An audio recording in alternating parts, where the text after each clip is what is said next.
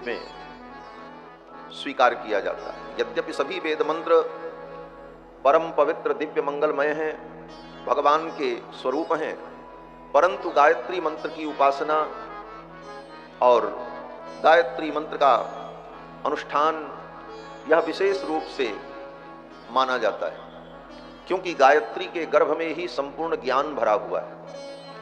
इसीलिए गायत्री मंत्र में जो प्रार्थना की जाती है, यही प्रार्थना की जाती है कि धियो योनः प्रचोदयात्। वह परमात्मा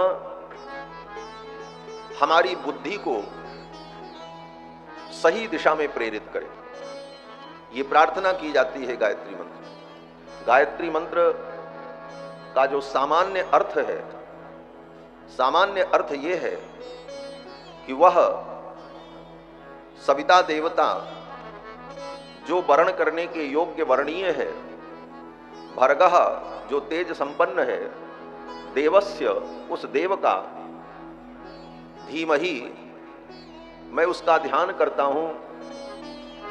किस लिए?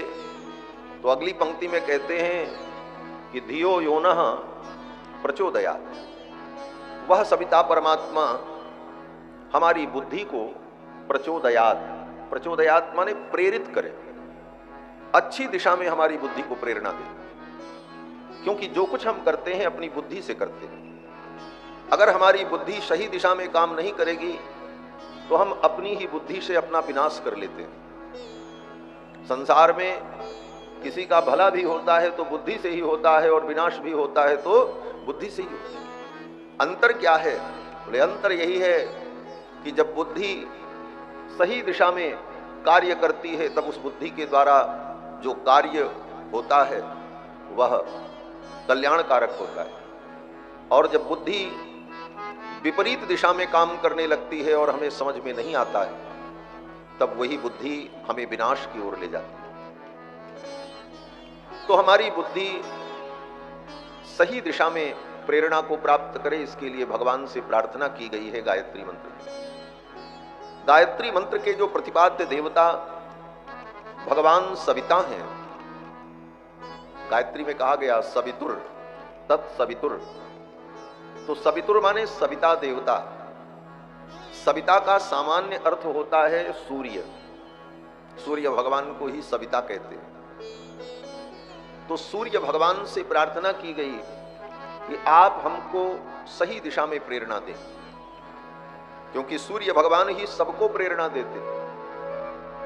सूर्य भगवान जब प्रकट होते हैं, सवेरा होता है, तो पक्षियों को भी प्रेरणा मिलती है, अब चलें, चारा ढूंढें, अपनी क्रिया में लग जाएं।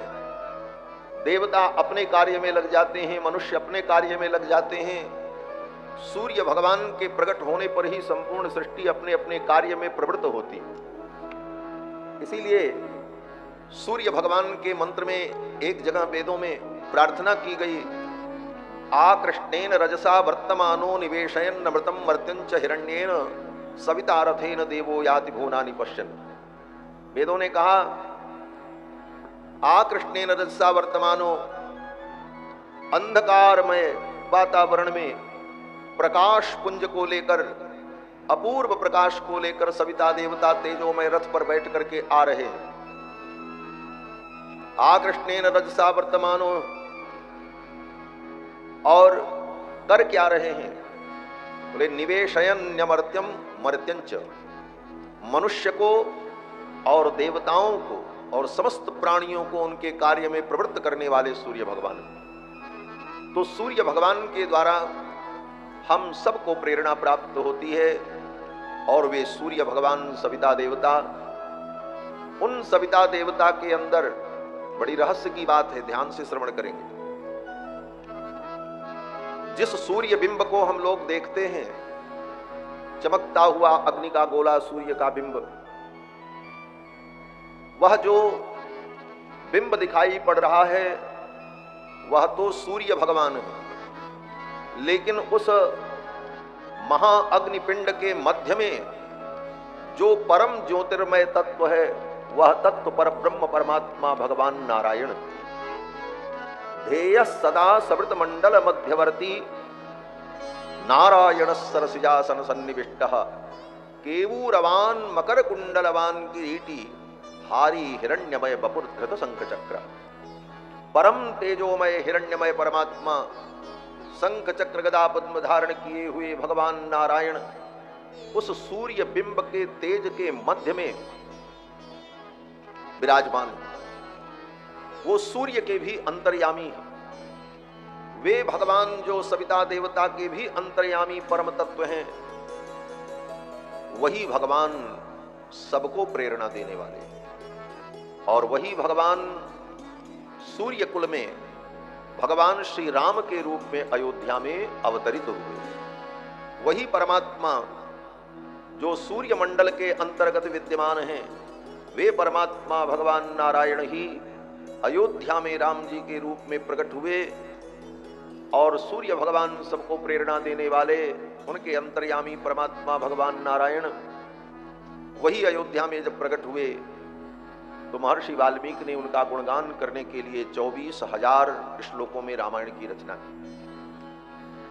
ये 24,000 ही श्लोक क्यों?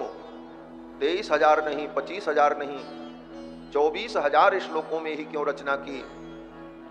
क्योंकि गायत्री मंत्र में 24 वर्ण हैं, गायत्री मंत्र में 24 अक्षर हैं, 24 अक्षरा गायत्री।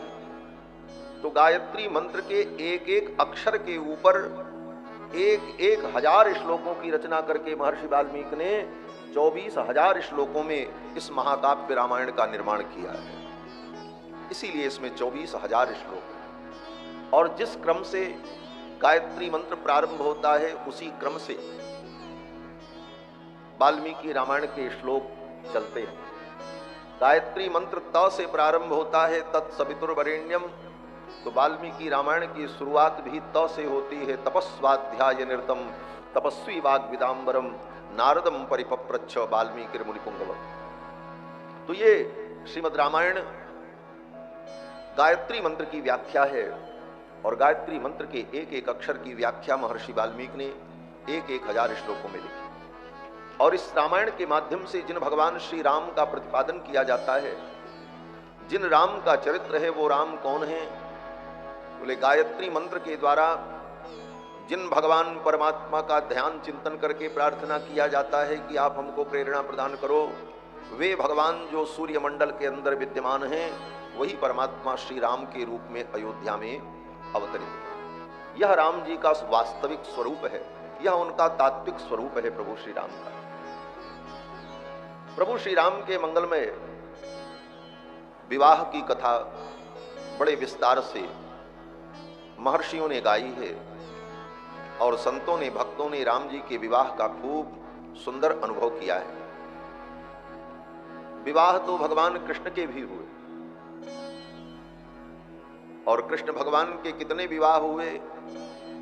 बोले 16,108 विवाह भगवान कृष्ण का हुआ। भागवत में लिखा है सर, 16,108 विवाह भगवान श्री कृष्ण का हुआ। लेकिन किसी भी विवाह में कृष्ण भगवान को ये सौभाग्य नहीं मिला कि वो दूल्हा बन करके बारात सजा करके ससुराल जाते और सारी सरहज उनकी आरती उतारती, मंगल गीत गाए जाते, लोग नाचते, आनंद उत्सव मनाते। ये अवसर भगवान कृष्ण को नहीं मिला। ब्याह तो बहुत हुए, 16,108 विवाह, लेकिन कृष्ण भगवान के विवाह में क्या क्या हुआ वो तो कथा में आप लोगों ने सुना ही होगा। कहीं पर लड़ाई हो रही है, कहीं पर लोगों के हाथ पैर टूट रहे हैं, साले साहेब के साथ युद्ध हो रहा है, किसी विवाह में पहले ससुर जी के साथ पटका पटकी हो रही है और उसके बाद तब फिर विवाह का प्रस्ताव आ रहा है। ये सब लीला भगवान श्री कृष्ण की है। कृष्ण भगवान के समस्त विवाह में ऐसा ही सब कुछ लगभग हुआ। लेकिन रघुनाथ जी का विवाह, राम जी का विवाह एक विवाह हुआ, लेकिन न भूतो न भविष्यति, ऐसा विवाह न कभी किसी का हुआ, न आगे कभी हो। ऐसा विवाह राम जी का, ऐसी सुंदर बारात, ऐसी सुंदर विधियां, और मिथिला की सखियों ने भगवान श्री राम को कितना रिझाया, दुल्हा सरकार का कितना स्वागत किया, कितनी कितनी रीतियां हुई, कितने कितने विधान हुए, और बड़े धूमधाम से श्री रघुनाथ जी का विवाह होता है। हमारे संत जन कहते हैं कि श्री रामावतार में सबसे मधुर और सबसे रसिक अगर कोई चरित्र है तो राम जी के विवाह का चरित्र है, राम जी के विवाह की कथा है। और संत जन तो यहां तक कहते हैं कि राम जी का अवतार ही विवाह लीला के लिए हुआ। क्यों बोले, बाकी लीला तो हर अवतार में भगवान करते ही करते हैं, लेकिन रामावतार भगवान का क्यों हुआ? भक्त जन कहते हैं विवाह लीला का विशेष रूप से करने के लिए भगवान ने यह अवतार लिया। संत जन कहते हैं कि एक बार लक्ष्मी जी वैकुंठ से धरती पर आई और यत्र तत्र विचरण किया, तो लक्ष्मी जी ने देखा कि कुछ लोग अपने विवाह की वर्षगांठ मना रहे थे, विवाह की वर्षगांठ मना रहे थे, खूब नाच कूद रहे थे, उत्सव हो रहा था, लोग बधाइयां दे रहे थे। तो लक्ष्मी जी लौट करके जब वैकुंठ गईं तो भगवान से उन्होंने कहा, प्रभु हमारे आपके जीवन में सब प्रकार का आनंद है, लेकिन हमारे आपके जीवन में एक उत्सव नहीं है। बोले, कौन सा उत्सव? लक्ष्मी जी ने कहा, हमारे आपके विवाह की वर्षगांठ नहीं मनाई जाती। भगवान ने कहा, हाँ ये बात तो है, क्योंकि हमारा आपका विवाह हुआ ही नहीं। हम दोनों सनातन पति पत्नी अनादिकाल से हैं। लक्ष्मी भगवान की पत्नी है कब से? बोले, अनादिकाल से, जब से भगवान है तब से लक्ष्मी। तो भगवान ने कहा कि हम दोनों अनादि दिव्य दंपति हैं, इस कारण से हमारे जीवन में विवाह लीला और विवाह उत्सव नहीं है। लक्ष्मी जी ने कहा, हमारे भी जीवन में ये विवाह उत्सव और विवाह लीला हो, लोग विवाह की वर्षगांठ मनाएं। तो भगवान ने कहा, इसका उपाय ये है कि ये लीला वैकुंठ में नहीं होगी, इसके लिए तो धरती पर चलना पड़ेगा। आप भी चलो और मैं भी चलूं, मैं कहीं जन्म लूं और आप कहीं जन्म लो, अवतार लो, फिर हम दोनों का जब विवाह होगा तो फिर आने वाली पीढ़ियां और भक्त लोग प्रतिवर्ष हमारे विवाह की वर्षगांठ मनाएंगे और हमारे भी विवाह की वर्षगांठ संसार में मनाई जाने लगेगी। लक्ष्मी जी ने कहा, हाँ ये उपाय तो ठीक है। तो कहां चल करके हम लोग अवतार लें? भगवान ने कहा, मैंने तो तय कर लिया है। कहां तय कर लिया? भगवान ने कहा, हम तो अयोध्या के राजा दशरथ के पुत्र बनेंगे और अवतार लेंगे। अब आप तय करो कि आपको कहां अवतार लेना है। लक्ष्मी जी ने कहा, तो मैं भी मिथिला के राजा महाराज जनक जो परम धर्मात्मा हैं, उनके कुल में बेटी बनकर के अवतरित होंगी और भगवती महालक्ष्मी जनक जी के यहां सीता बनकर के आई। वही सीता है। राघवत्वे भवत सीता रुक्मिणी कृष्ण जन्मनी अन्येष्वतारेषु विष्णुरेशान पायिनी देवत्वे देवदेहेयम मनुष्यत्वे च मानुषी। भगवती महालक्ष्मी ही रामावतार में सीता जी के रूप में प्रकट होती है, और वही राम जी जब कृष्ण बन जाते हैं द्वापर में, तो महालक्ष्मी जो है वो रुक्मिणी बनकर के प्रकट होती है। तो महालक्ष्मी ने मिथिला में जनक जी के यहां अवतार लिया, और जैसे अयोध्या में भगवान प्रकट हुए, भय प्रगट कृपाला दीन दयाला कौशल्या हितकारी हर्षित महतारी मुनिमनहारी अद्भुत रूप निहारी, उसी प्रकार मिथिला में जनक जी के यहाँ उनके यज्ञ स्थल पर हल के अग्रभाग से सीता जी का प्रादुर्भाव हुआ। उनकी भी स्तुति ऐसे ही की जाती है, भई प्रगट कुमारी भूमि बिदारी। भई प्रगट कुमारी भूमि बिदारी जनहितकारी भयहारी अद्भुत छविहारी मुनि मनहारी जनक दुलारी सुकुमारी।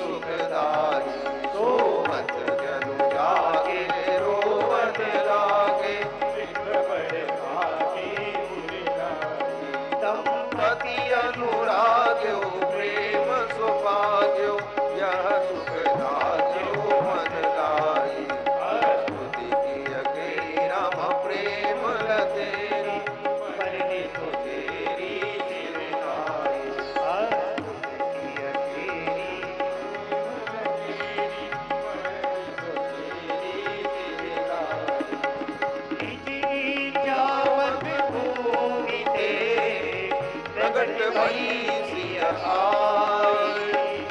चरित किए पावन परम वर्धन मोद निहाय। जनकपुर जनक दली जुगी जय।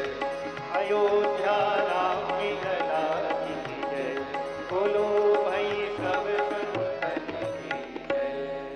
जैसे भगवान अयोध्या में प्रकट हुए, ऐसे ही श्री जानकी जी का प्राकट्य मिथिला में हुआ और श्री जनक जी ने प्रतिज्ञा की कि जो भगवान शंकर के इस माहेश्वर धनुष पर प्रत्यंचा चढ़ाएगा, उस वीर के साथ मैं अपनी कन्या का विवाह करूंगा।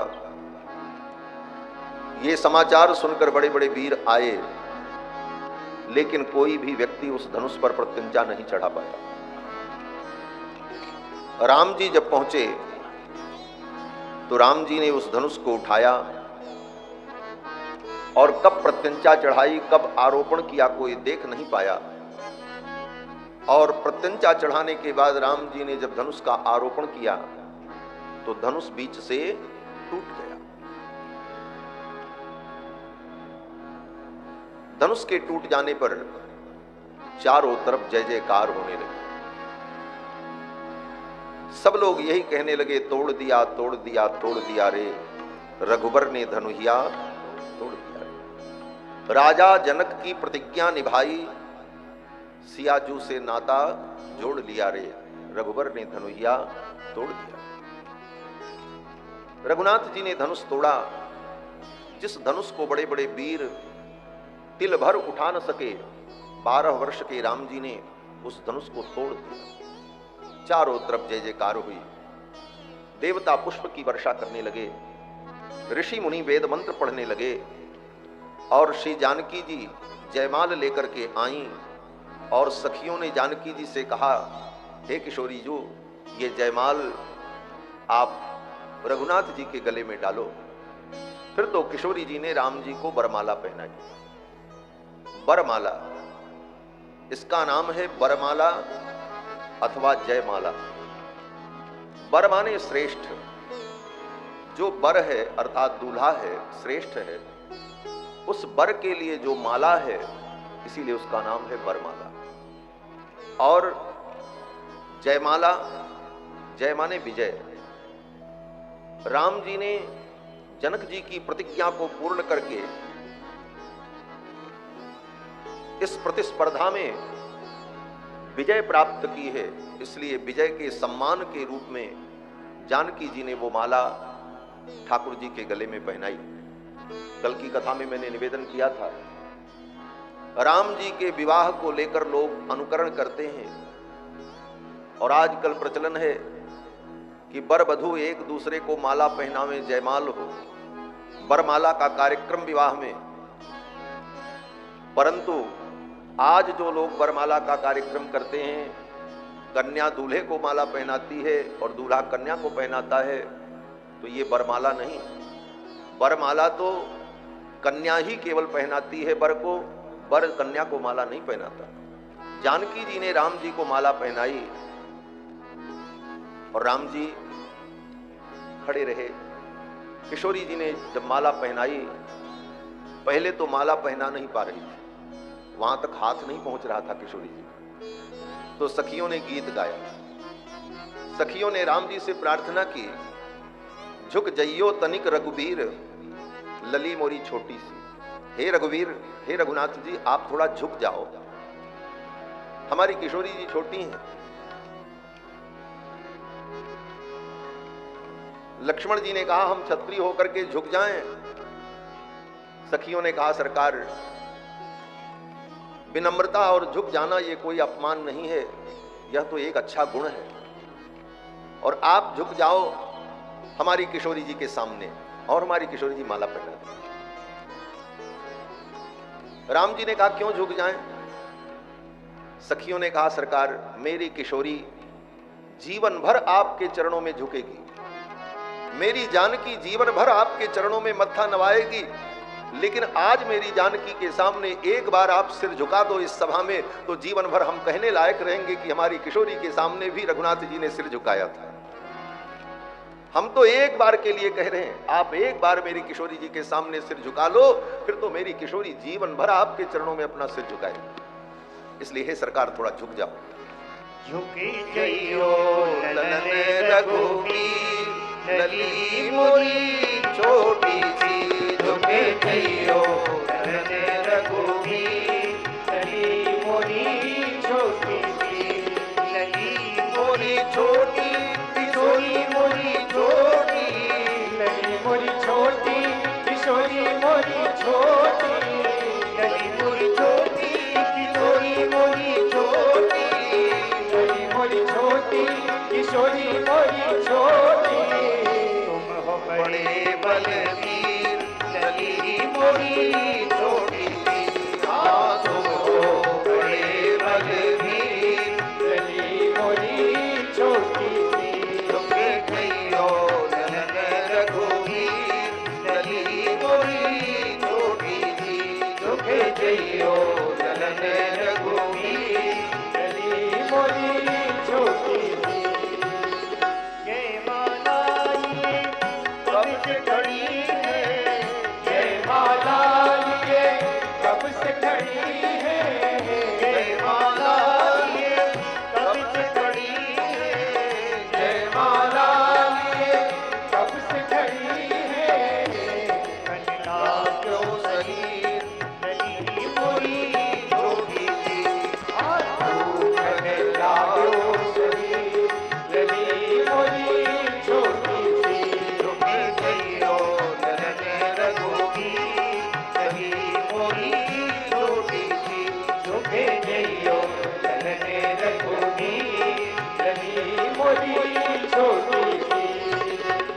तुम हो राम की अयोध्या के राजा, तुम हो राम जी अयोध्या के राजा, तुम हो राम जी अयोध्या के राजा, तुम हो राम जी अयोध्या के राजा, हम हैं जनक के गरीब, लली मोरी छोटी सी, हाँ हम हैं जनक के गरीब, लली मोरी छोटी सी, झुके जइयो ललन रघुवीर, लली मोरी छोटी सी, झुके जइयो ललन रघुवीर, लली मोरी छोटी सी। क्या रुझा है सुमंगल गावई, क्या रुझा है सुमंगल गावे, नगरवासी लोग चले सुख पावे, नगरवासी लोग चले सुख पावे, बलिहार लली मोरी छोटी सी, गले चरण बलिहार, लली मोरी छोटी सी, झुकी जइयो ललन रघुवीर, लली मोरी छोटी सी, झुके जइयो ललन रघुवीर, लली मोरी छोटी सी।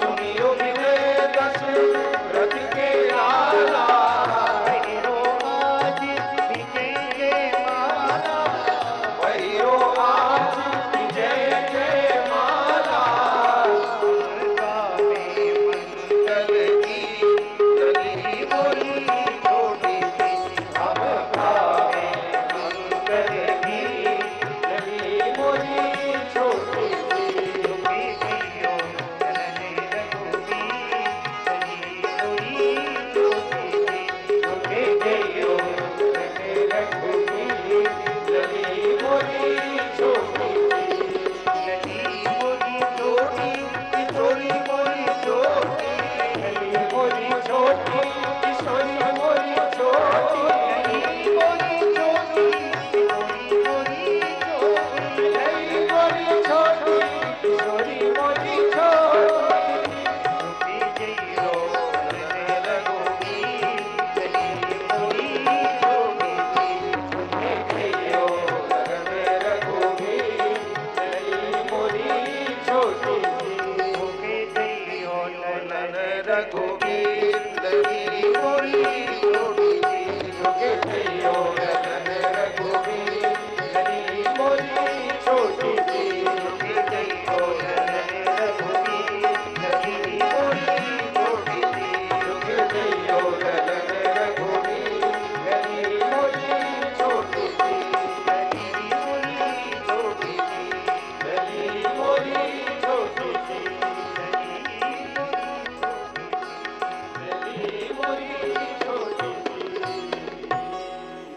संविधान और श्रद्धालुओं से व्यवधान के लिए माफी चाहूंगा। हमारे मध्य बठिंडा की एसएसपी श्रीमती अमनीत कौंडल जी, आईपीएस बठिंडा, और उनके साथ एसपी सिटी श्री नरेंद्र सिंह, कृपया मंच पे आइए। साथ में उनके एसओ डीएसपी भाई गुरप्रीत सिंह जी, कृपया मंच पे आइए।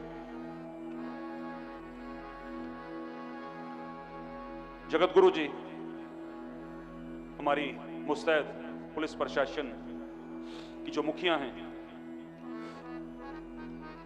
श्रीमती अमनीत कौंडल जी, महिला सशक्तिकरण की एक मिसाल, बठिंडा की सुरक्षा का जिम्मा उनके कंधों पर। सीताराम राम राम सीताराम राम राम सीताराम राम राम सीताराम राम राम सीताराम राम राम सीताराम राम राम सीताराम राम राम सीताराम राम राम सीताराम राम राम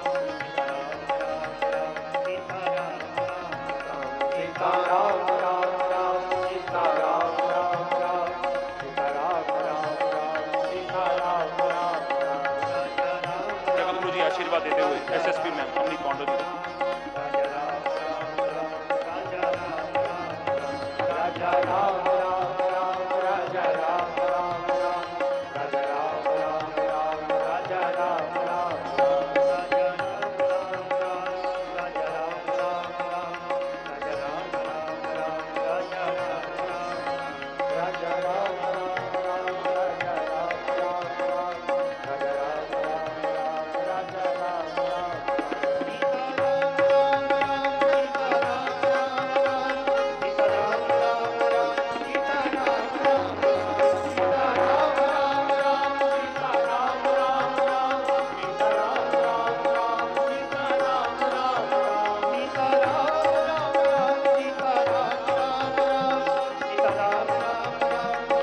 बहुत शुक्रिया, बहुत आभार मैम आपका और आपकी टीम का, जो दिन रात हमें सहयोग कर रहे हैं। बहुत शुक्रिया। जगत गुरु जी क्षमा प्रार्थना कृपया।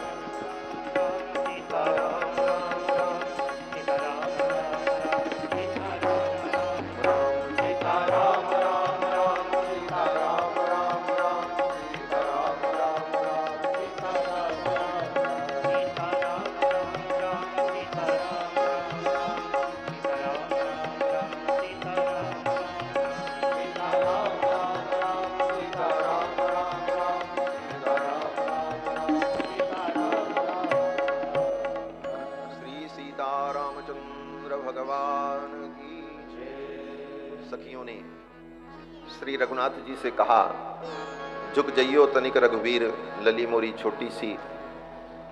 बार बार कहने के बाद भी रघुनाथ जी जब नहीं झुके तो सखियों ने भगवान के स्वरूप का वर्णन करते हुए गीत गाया। गावहीं छवि अवलोक सहेली, सिय जयमाल राम उर मेली। इसी प्रसंग में गोस्वामी तुलसीदास जी महाराज कहते हैं कि जानकी जी वरमाला लेकर के खड़ी तो हैं, लेकिन भगवान को पहना नहीं पा रहे।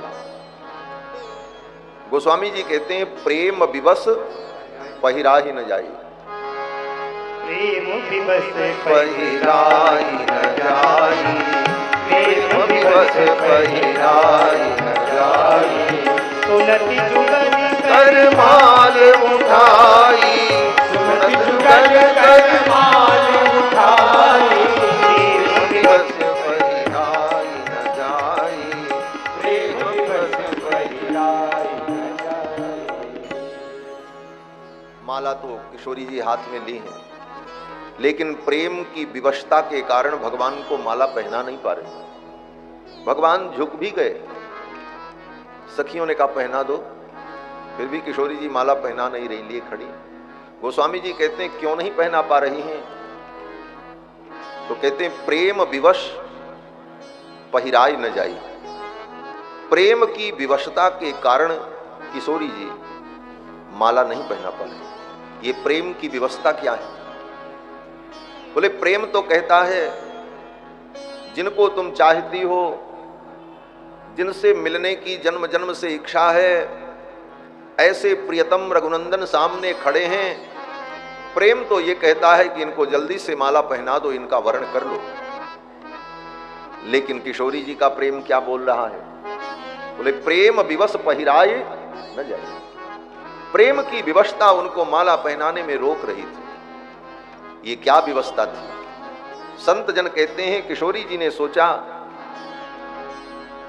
कि जब तक मैं इनको माला नहीं पहनाऊंगी तब तक इनके मुखारविंद का मुझे दर्शन होता रहेगा, और ज्यों ही मैं इनको माला पहना दूंगी सखियां कहेंगी काम हो गया अब चलो, फिर हमको तो लौटा करके भीतर लेकर के चली जाए। जब तक मैं माला नहीं पहनाऊंगी तब तक इनके मुख कमल का हमें दर्शन होता रहेगा, और ज्यों ही मैंने माला पहनाई तो सखियां भी कहेंगी हो गया कार्यक्रम, अब आप घर में चलो, फिर आगे की रीति रस्म। तो इनका जो दिव्य दर्शन हमें हो रहा है वह दर्शन तुरंत समाप्त हो जाएगा। देर तक इनके दिव्य मुखारविंद का मैं दर्शन करूं और इनकी छवि को मैं देखूं, इसलिए किशोरी जी माला पहनाना तो चाहती हैं लेकिन इस प्रेम व्यवस्था के कारण पहना नहीं पाती। बार बार जब सखियों ने कहा तो किशोरी जी ने राम जी के गले में माला डाल दी। गावहि छवि अवलोकि सहेली, गावहि छवि अवलोकि सहेली, सिय जयमान राम उर्मिली, सिय जयमान राम उर्मिली, गावहि छवि अवलोकि सहेली, गावहि छवि अवलोकि सहेली, सिय जयमाल राम उर्मिली। किशोरी जी ने राम जी के गले में माला डाल दी। देवताओं ने पुष्प वृष्टि की, जय जयकार की, परम आनंद हुआ। फिर तो सखियां किशोरी जी को लेकर जाएं, उसके पहले श्रेष्ठ जनों ने कहा कि हे किशोरी जो, अब आप इनके चरणों में प्रणाम करो। तो श्री जानकी जी जब प्रणाम करने चलती हैं राम जी को, तो प्रणाम करने में भी किशोरी जी को, जानकी जी को डर लग रहा है। क्या डर लग रहा है? गोस्वामी तुलसीदास जी महाराज रामायण में लिखते हैं कि गौतम तिय गति सुरत करी, नहीं पर सतपद पान। सीता जी सोचने लगी इनके चरण को छू करके मैं प्रणाम तो करूं, मन तो करता है लेकिन डर लगता है। किस बात का डर? बोले इनका चरण पत्थर से छू गया तो वो पत्थर की जो शिला थी, महर्षि गौतम की पत्नी अहिल्या, वो पत्थर की शिला नारी बन गई। परसत पद पावन शोक नसावन तपट प्रगट भई तपपुंज सही। इनके चरण के स्पर्श से एक शिला नारी बन गई। इनके चरणों में ये चमत्कार है, और मैं तो पहले से नारी हूं। अगर कहीं मैंने इनके चरण का स्पर्श किया और मैं शिला बन गई, तब तो इनसे मिलने की जो अभिलाषा है वो समाप्त हो जाए। इस कारण से किशोरी जी के मन में डर लग रहा था। श्री तुलसीदास जी महाराज लिखते हैं रामायण में, गौतम तिय गति सुरत करी, नहीं पर सतपथ पानी, गौतम तिय गति सुरत करी, नहीं पर सतपथ पानी, मन के रघुवंश मणि, प्रीति अलौकिक जान, मन के रघुवंश मणि, प्रीति अलौकिक जान, प्रीति अलौकिक जाए, प्रीति अलौकिक जाए। फिर तो बार बार जब सखियों ने कहा, भगवान मुस्कुराने लगे। फिर तो किशोरी जी ने रघुनाथ जी के चरणों में प्रणाम किया और सखियां उन्हें लेकर के गईं। उसी समय श्री जनक जी महाराज ने राम जी से कहा, रघुनंदन, प्रतिज्ञा के अनुसार अब सीता तुम्हारी हो गई। मैंने प्रतिज्ञा की थी जो इस धनुष पर प्रत्यंचा चढ़ाएगा, इसका आरोपण करेगा, उसके साथ मैं अपनी बेटी का विवाह करूंगा। राम, तुमने ये प्रतिज्ञा पूरी की, तो अब मैं अपनी बेटी सीता का कन्यादान करना चाहता हूं, और सीता का कन्यादान आप ग्रहण करो। जनक जी सीता जी का कन्यादान करने के लिए जब उद्यत हुए तो भगवान श्री राम ने मना कर दिया। राम जी ने कहा, मैं अभी कन्यादान नहीं दूंगा। जनक जी ने कहा, क्यों? आपने प्रतिज्ञा पूरी की है और इसमें कोई दोष नहीं है, इसमें किसी मर्यादा का हनन नहीं है, और आप क्षत्रिय हैं, गुरु जी आपके साथ में आए हुए हैं, तो आप कन्यादान क्यों नहीं ग्रहण करेंगे? तो भगवान श्री राम ने कहा, सब कुछ ठीक है, मैंने प्रतिज्ञा पूरी की, गुरु जी साथ में है, मर्यादा के अनुकूल सब कुछ है, परंतु जब तक मेरे पिताजी नहीं आएंगे और मेरे पिताजी मुझे अनुमति नहीं देंगे, तब तक मैं कन्या का पाणी ग्रहण नहीं करूंगा। ये मर्यादा राम जी की थी। सोच, इतनी बड़ी ख्याति और इतना बड़ा सम्मान राम जी को जनकपुर में मिला उस धनुष को तोड़ने पर, लेकिन जब विवाह की बात आई तो राम जी ने कहा, जब तक मेरे पिताजी की अनुमति नहीं होगी तब तक मैं विवाह नहीं करूंगा। आज इसी रामचरित्र की आवश्यकता है। आज नई पीढ़ी में बच्चे अपने मन से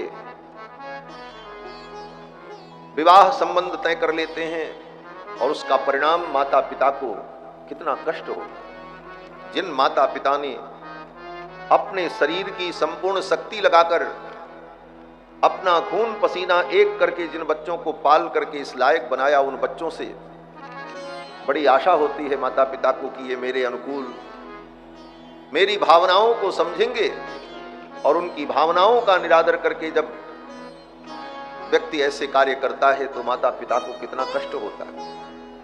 राम जी की मर्यादा से ये शिक्षा लेनी चाहिए। राम जी ने कहा, कुछ भी हो, जब तक मेरे पिताजी मुझे अनुमति नहीं देंगे, पिताजी हां नहीं करेंगे, तब तक मैं विवाह नहीं करूंगा। ये राम जी की मर्यादा। और ये बात श्री जानकी जी ने अनसुया जी को बताया है। जब वन की यात्रा पर राम जी चले तो वन की यात्रा में अत्रि मुनि के आश्रम में जब भगवान पहुंचे तो अत्रि मुनि की पत्नी ने सीता जी से प्रश्न किया था कि सीते, ये रघुनाथ जी तुमको पति रूप में कैसे मिले? अपने विवाह की चर्चा हमको बताओ। तो उस समय जब किशोरी जी ने अपने विवाह की चर्चा अनसुया जी को सुनाई तो वहां पर किशोरी जी ने कहा कि इनकी मर्यादा देखो, ये कितने शील निधान हैं, कितने मर्यादा का पालन करते हैं। मेरे पिताजी कन्यादान करना चाहते थे, लेकिन इन्होंने कहा जब तक मेरे पिताजी नहीं आ जाएंगे, उनकी अनुमति नहीं मिलेगी, तब तक मैं कन्यादान नहीं ग्रहण करूंगा। ये राम की मर्यादा है। इसीलिए आज भी राम आदर्श हैं हमारे लिए। जब भी मर्यादा की बात आती है तो राम जी का ही नाम आता है। सब प्रकार की मर्यादाओं का जीवन में जिन्होंने सदा पालन किया, सदा सावधान रह करके जिन्होंने सभी मर्यादाओं का ख्याल रखा, ऐसे श्री रघुनाथ जी मर्यादा पुरुषोत्तम राम। इसीलिए राम जी के चरित्र का ही अनुकरण करना चाहिए। राम जी ने जो चरित्र किया है वही हमारे लिए अनुकरणीय है। इसीलिए राम जी का राज्य ही सर्वश्रेष्ठ राज्य माना गया। राजा तो कृष्ण भगवान भी बने, द्वारिकाधीश हुए, लेकिन जब कहीं भी राज्य की बात आती है, सबसे सुंदर राज्य किसका, तो लोग कहते हैं सबसे सुंदर राज्य राम राज्य।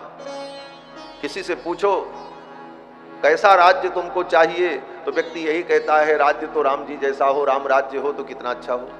आज भी लोग कहते हैं महाराज राम राज्य हो जाए कितना बढ़िया होगा। तो आज भी राम राज्य की बात हम करते हैं क्योंकि राम के जीवन में ये सब मर्यादाएं थी। इसीलिए आज भी रामायण को सुनने और समझने की आवश्यकता है। रामायण हमारे जीवन का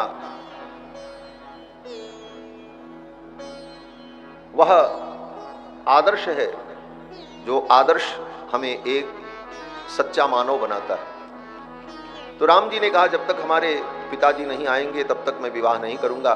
फिर तो श्री जनक जी महाराज ने पत्रिका लिखी और पत्रिका लिख करके दूतों को भेजा कि ये पत्रिका लेकर के अयोध्या जाओ और महाराज दशरथ को दो। महाराज दशरथ अपने लाव लश्कर के साथ अपने परिकरों के साथ आए और अपने पुत्र का विवाह संपन्न कराए। दूत लोग मिथिला से चल पड़े। पत्रिका लेकर दूत लोग जब चले तो 3 दिन 3 रात्रि चल करके वे दूत लोग अयोध्या पहुंचे। मिथिला से अयोध्या पहुंचने में 3 दिन लगा। तीव्रगामी घोड़े पर बैठकर वे दूत लोग आए। त्रिरात्रमुषिता मार्गे तेयोध्याम प्राविशन पुरीम। त्रिरात्रमुषिता मार्गे, रास्ते में 3 रात्रि बीत गई। दूत लोग अयोध्या पहुंचे। महाराज दशरथ के दरबार में सूचना गई, मिथिला से दूत आए और पुत्रों का संदेश लेकर के आए। अब तो दशरथ जी महाराज का हृदय गदगद हो गया। इतने दिनों बाद पुत्र का समाचार मिला। आज के जैसी व्यवस्था नहीं थी कि कोई कहीं भी हो, जब चाहो तब समाचार उसका ले लो, फोन लगाओ, मोबाइल सबके हाथ में। उस जमाने में तो जब कहीं से कोई पत्र आए, कोई सूचना आए, कोई व्यक्ति आए, तब जानकारी होती। राम जी को लेकर के विश्वामित्र जी जब अयोध्या से चले, अपने आश्रम पहुंचे, 7 दिन वहां यज्ञ चला। यज्ञ की रक्षा करने के बाद कुछ दिन भगवान वहां रहे, फिर वहां से चल करके भगवान मिथिला गए। पखवाड़ा बीत गया, कोई समाचार नहीं मिला था। दशरथ जी का मन लगा था, मेरे पुत्र कहां होंगे, कैसे होंगे, विश्वामित्र जी के साथ गए हैं, कब आएंगे, यह सब सोचकर बार बार मन व्यथित होता था। तब तक दूत लोग पत्रिका लेकर के पहुंच गए। सूचना मिली कि जनकपुर से दूत आए हैं और पुत्रों का संदेश लेकर के आए। दशरथ जी ने उन दूतों को आदर पूर्वक बुलाया, उनका सम्मान किया और उन दूतों से दशरथ जी ने कहा, भैया आप मेरे पुत्र का संदेश लेकर के आए हो? दूतों ने कहा, हाँ महाराज, हम आपके पुत्रों का संदेश लेकर के आए। तो बताओ मेरे पुत्र कैसे हैं और तुमने उनको देखा है, उनसे मिलके आए हो? दूतों ने कहा, हाँ महाराज, हम तो उनसे मिलके ही आए। भैया कहूँ कुशल दो बारे, भैया कहूँ कुशल दो बारे, तुमनी के निज नयन निहारे, तुमनी के निज नयन निहारे, तुमनी के निज नयन निहारे, तुमनी के निज नयन निहारे, भैया कहूँ कुशल दो बारे, भैया कहूँ कुशल तुम्हारे, भैया कहूँ कुशल।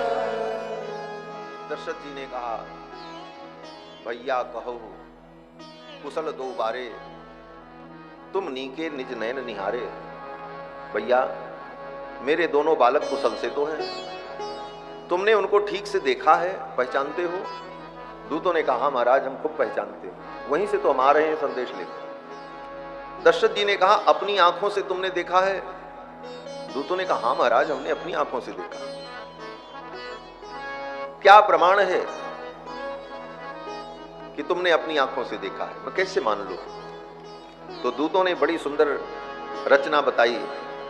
दूतों ने कहा, महाराज अब कोई प्रमाण तो मेरे पास नहीं है, लेकिन इतना जरूर है कि आपके दोनों बालक इतने सुंदर मनोहर हैं कि उनको देख लेने के बाद फिर इन आंखों को दुनिया की कोई चीज अच्छी नहीं लगती है।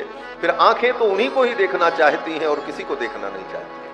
देव देखी तब बालक दो, देव देखी तब बालक दो, अब लागी दरियावत को, अब लागी दरियावत को, देव देखी तब बालक दो, देव देखी तब बालक दो, देव देखी तब बालक।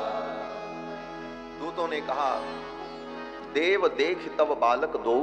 हे महाराज, आपके दोनों बालकों को देखने के बाद अब न आंख तर आवत को, अब इन आंखों को कुछ अच्छा ही नहीं लगता है।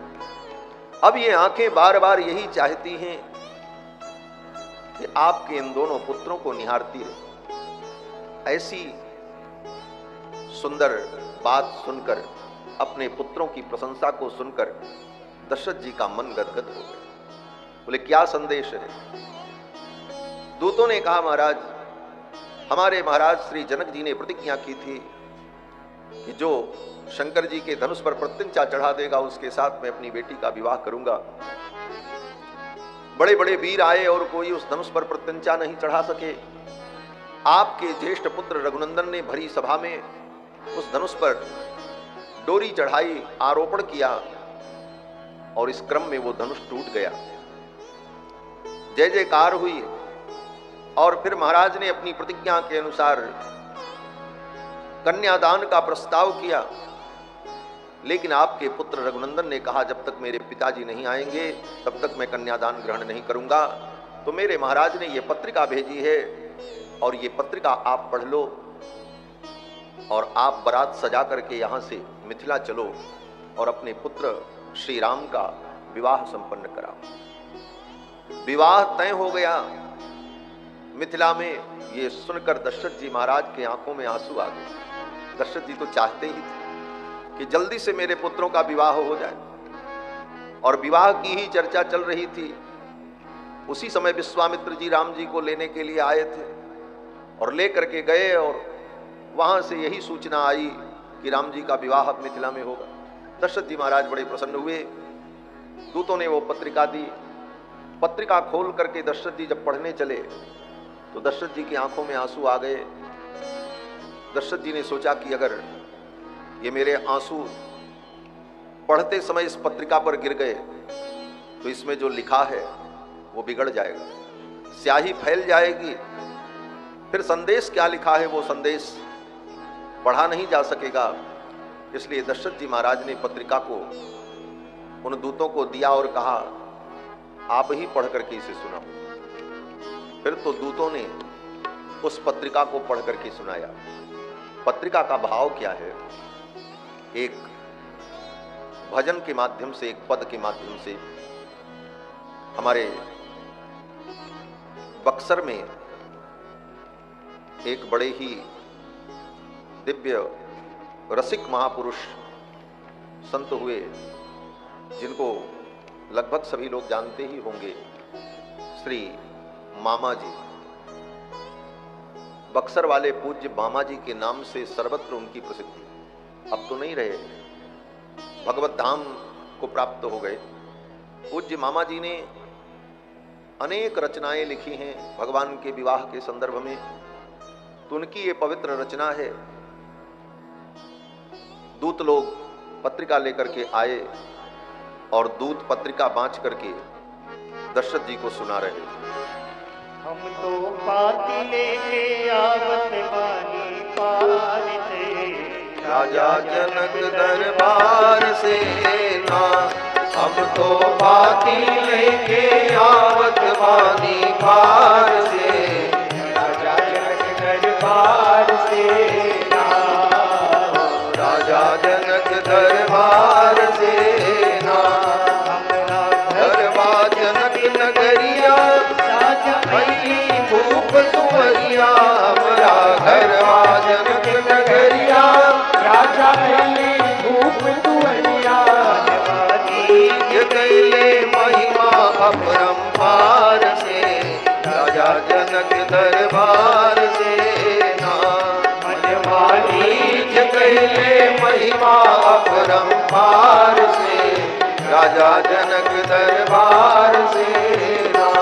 हम तो पाती लेके आवत बानी पार से, राजा जनक दरबार से ना, राजा जनक दरबार से ना, राजा जनक के दिया इनके नाम बाटे सिया, हमरा राजा जनक के दिया जिनके नाम बाटे सिया, शादी हुई है कौशल्या कुमार से, राजा जनक दरबार से ना, उनकर शादी हुई है कौशल्या कुमार से, राजा जनक दरबार से ना।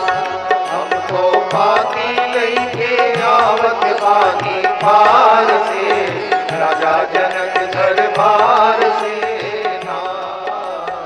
राजा जनक दरबार से नाम। ये बेसाती रूप जब जले, बाबा जनक धनुष प्रण खनले। ये बेसाती रूप जब जले, बाबा जनक धनुष प्रण खनले। रचले सिया स्वयंवर के विचार से, राजा जनक दरबार से नाम।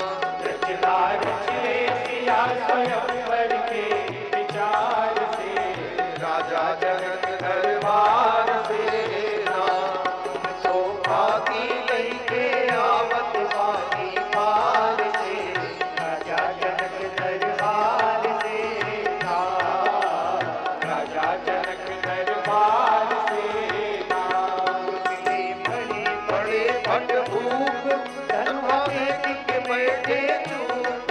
मिले बड़े बड़े भट भूप, धनुहा देख के बैठे चूप। धनुष उठलना कौन वीर बरियार से, राजा जनक दरबार से नाम।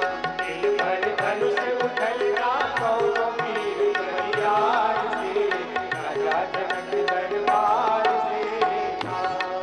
तो बाती लैके आवत बानी पार से, राजा जनक दरबार से नाम।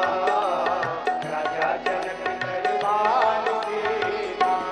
सहरा दशरथ जी के लाल कौले दूर तोड़ के माज दावा दशरथ जी के लाल कौल धनुष तोड़ जय मारी। लोक भरल रघुबर के जय जयकार से, राजा जनक दरबार से नाम। तीनों लोक भरल रघुबर के जय जयकार से, राजा जनक दरबार से नाम।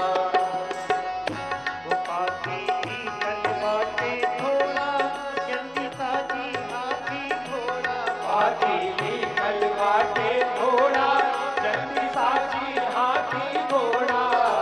निकल बाटे थोड़ा, जल्दी साजी हाथी घोड़ा। पाती निकल बाटे थोड़ा, जल्दी साजी हाथी घोड़ा। भरत वाणी कर जोरी सरकार से, राजा जनक दरबार से नाम। विनती करत वाणी कजरोरी सरकार से, राजा जनक दरबार से नाम। हमको हाथी लेके आवत बानी पार से, राजा जनक दरबार से नाम। राजा जनक दरबार से नाम। राजा जनक दरबार से नाम। दूतों ने कहा, राजा जनक के दरबार से हम आए हैं, और ये पत्रिका, इसमें बात बहुत कम लिखी है। दूतों ने कहा कि पाती लिखल बाटे थोड़ा। जैसे पुराने जमाने में चिट्ठी लिखी जाती थी तो लोग लिखते थे अंत में, थोड़ा लिखना अधिक समझना। तो दूतों ने भी कहा, पाती लिखल बाटे थोड़ा, जल्दी साजी हाथी घोड़ा। महाराज, पत्रिका में बहुत सारी बात नहीं लिखी है, लेकिन अब तो आप ये करो कि जल्दी से हाथी घोड़े तैयार करो, बारात सजाओ और मिथिला के लिए आप प्रस्थान करो। पाती लिखल बाटे थोड़ा, जल्दी साजी हाथी घोड़ा, विनती करत बानी कर जोरी सरकार से। दूतों ने कहा, सरकार, हम हाथ जोड़ करके विनती करते हैं कि आप अब बारात सजाओ और अपने पुत्र का विवाह करने के लिए मिथिला पधारो। फिर तो अयोध्या में आनंद की लहर दौड़ पड़ी।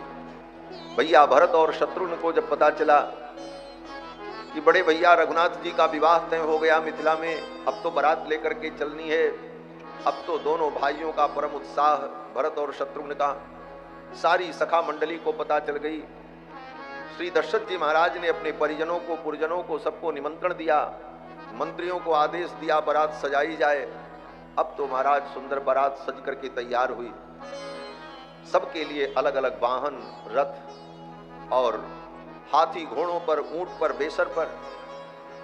दशरथ जी महाराज ने कहा, खूब खजाने भरे जाएं, मोहरें, रत्न, वस्त्र, आभूषण, ये सब हाथी घोड़ों पर रख करके ले चला जाए, क्योंकि राम जी के विवाह में खूब लुटाना पड़ेगा, देना पड़ेगा।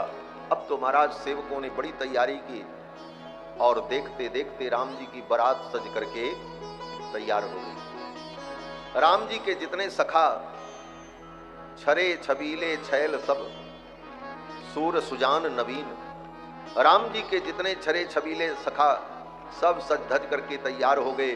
हम तो राम जी के बारात में जाएंगे। अब तो महाराज सुंदर मंगल वेला में अयोध्या से बारात मिथिला के लिए प्रस्थान करती है। दशरथ जी महाराज बारात लेकर जब अयोध्या से मिथिला के लिए चलते हैं तो जितने सगुन थे सब सगुन प्रकट हो गए। जैसे कहीं यात्रा पर चलो, सगुन हो जाए तो व्यक्ति कहता है चलो यात्रा बहुत अच्छी है, अच्छा सगुन हो गया। और कुछ गड़बड़ सगुन हो जाता है तो व्यक्ति कहता है सगुन ठीक नहीं हुआ, कहीं यात्रा बिगड़ न जाए। तो राम जी की जब विवाह की यात्रा, बर यात्रा, जिसको हम लोग बारात कहते हैं, उसका नाम बारात क्यों है? ये बारात जो है ये बिगड़ा हुआ शब्द है, शुद्ध शब्द है वर यात्रा। विवाह के लिए बर की जो यात्रा होती है उसका नाम बर यात्रा है। और वही बर यात्रा बिगड़ करके हिंदी में बारात बारात बारात हो गई। बोले बारात जा रही, बारात का क्या मतलब? बारात और परात कुछ होता है? बर यात्रा उसका नाम है। तो बर की जो यात्रा है विवाह के लिए वो बर यात्रा। अब तो बर यात्रा जब चलने लगी तो अनेक प्रकार के मंगल सगुन हुए। मंगल सगुन क्या होता है? बोले आप कहीं यात्रा पर निकलो और सामने से गौ माता आ जाए और गौ माता अपने बछड़े को दूध पिला रही हो, बछड़ा दूध पी रहा हो और गौ माता खड़ी हो, आप यात्रा में जा रहे हो, दर्शन हो गया तो आपकी यात्रा शुभ हो गई, मंगल हो गई। ये सगुन है। आप यात्रा पर चलो और उधर से कोई सुहागन, कोई देवी, सौभाग्यवती स्त्री सामने से आ गई अपने बच्चे को गोद में लिए हुए, तो उस सौभाग्यवती स्त्री का दर्शन करने मात्र से यात्रा जो है वो मंगलमयी हो जाती है, यात्रा शुभ हो जाती है। आप यात्रा पे चलो, रास्ते में कोई ब्राह्मण, पंडित, वेद पाठी, विद्वान दिख जाए, उनका दर्शन हो जाए तो वो यात्रा आपकी मंगलमयी हो जाती है। यात्रा में चलो, रास्ते में नेवला दिखाई पड़ जाए, नेवला जानते हैं ना? अगर रास्ते में आप कहीं जा रहे हैं यात्रा में और नेवला दिख गया और वो नेवला आपके सामने से गुजर गया रास्ते पर, तो आपकी यात्रा मंगलमयी हो जाती है। नेवला के दर्शन से यात्रा मंगल हो जाती है। लोमड़ी दिखाई पड़ जाए तो यात्रा मंगलमयी हो जाती है। आप यात्रा में चलो, रास्ते में लोमड़ी दिख जाए तो लोमड़ी के दर्शन से यात्रा मंगलमयी हो जाती है। यात्रा में जाते समय मृग का दर्शन हो जाए, हिरण का दर्शन हो जाए तो यात्रा मंगलमयी हो जाती है। यात्रा में जाते समय छेमकरी का दर्शन हो जाए तो यात्रा शुभ हो जाती है। छेमकरी एक चील होती है, चील पक्षी जिसको ईगल कहते हैं, उसमें जो सफेद रंग की होती है, उसके पंख सफेद होते हैं, उसको क्षेमकरी कहा जाता है। अगर क्षेमकरी का दर्शन हो जाए तो यात्रा मंगलमयी हो जाती है। और इसके अलावा भी वेद पढ़ने वाले ब्रह्मचारी दिख जाएं तो यात्रा मंगलमयी हो जाती है। राम जी की बारात जब अयोध्या से चली तो ये सब सगुन राम जी की बारात में प्रकट हो गए। बारात चली, ज्यों ही बारात थोड़ी दूर चली तब तक कहीं से नेवला दिख गया, कहीं से लोमड़ी आ गई, मृग का समूह आ गया, वेद पढ़ते हुए ब्राह्मण आ गए, सुहागन स्त्री आ गई। ये जितने मंगल थे सारे मंगल राम जी के विवाह में बिना बुलाए आ गए। राम जी की बारात अयोध्या से चली, सारे मंगल सार्थक होने के लिए, अपनी प्रामाणिकता सिद्ध करने के लिए वे सारे मंगल राम जी के विवाह में स्वतः प्रकट हो गए। गोस्वामी तुलसीदास जी महाराज रामायण में लिखते हैं, कई चौपाइयों में इस प्रसंग का वर्णन किया है कि राम जी के विवाह में कितने मंगल हुए महाराज।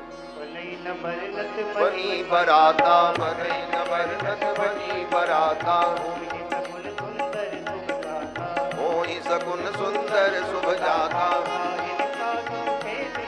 माता इनका सुखेत सुहावा, पावा नकुल तरस सब कानूनी पावा, सानुकूल भद्र विध भयारी, प्रकट सवाल आव बरनारी, दरस दिखावा लोवा फिर दरस दिखावा, वासुर भीषण मुख शिशु ही प्रियावा, इन्हें आई मृगमाला फिर दाइन आई, मंगल गण जनु दीन दिखाई, क्षेम करी का क्षेम विषेकी, क्षेम करी का क्षेम विषेकी, श्यामा वाम सुधर पर देखी, दधि अरुमीना सन्मुख आयो दधि अरुमीना, दुई विप्र प्रवीणा कर पुस्तक दुई विप्र प्रवीणा, मय अभिमत फलदातार, मंगलमय कल्याणमय अभिमत फलदातार,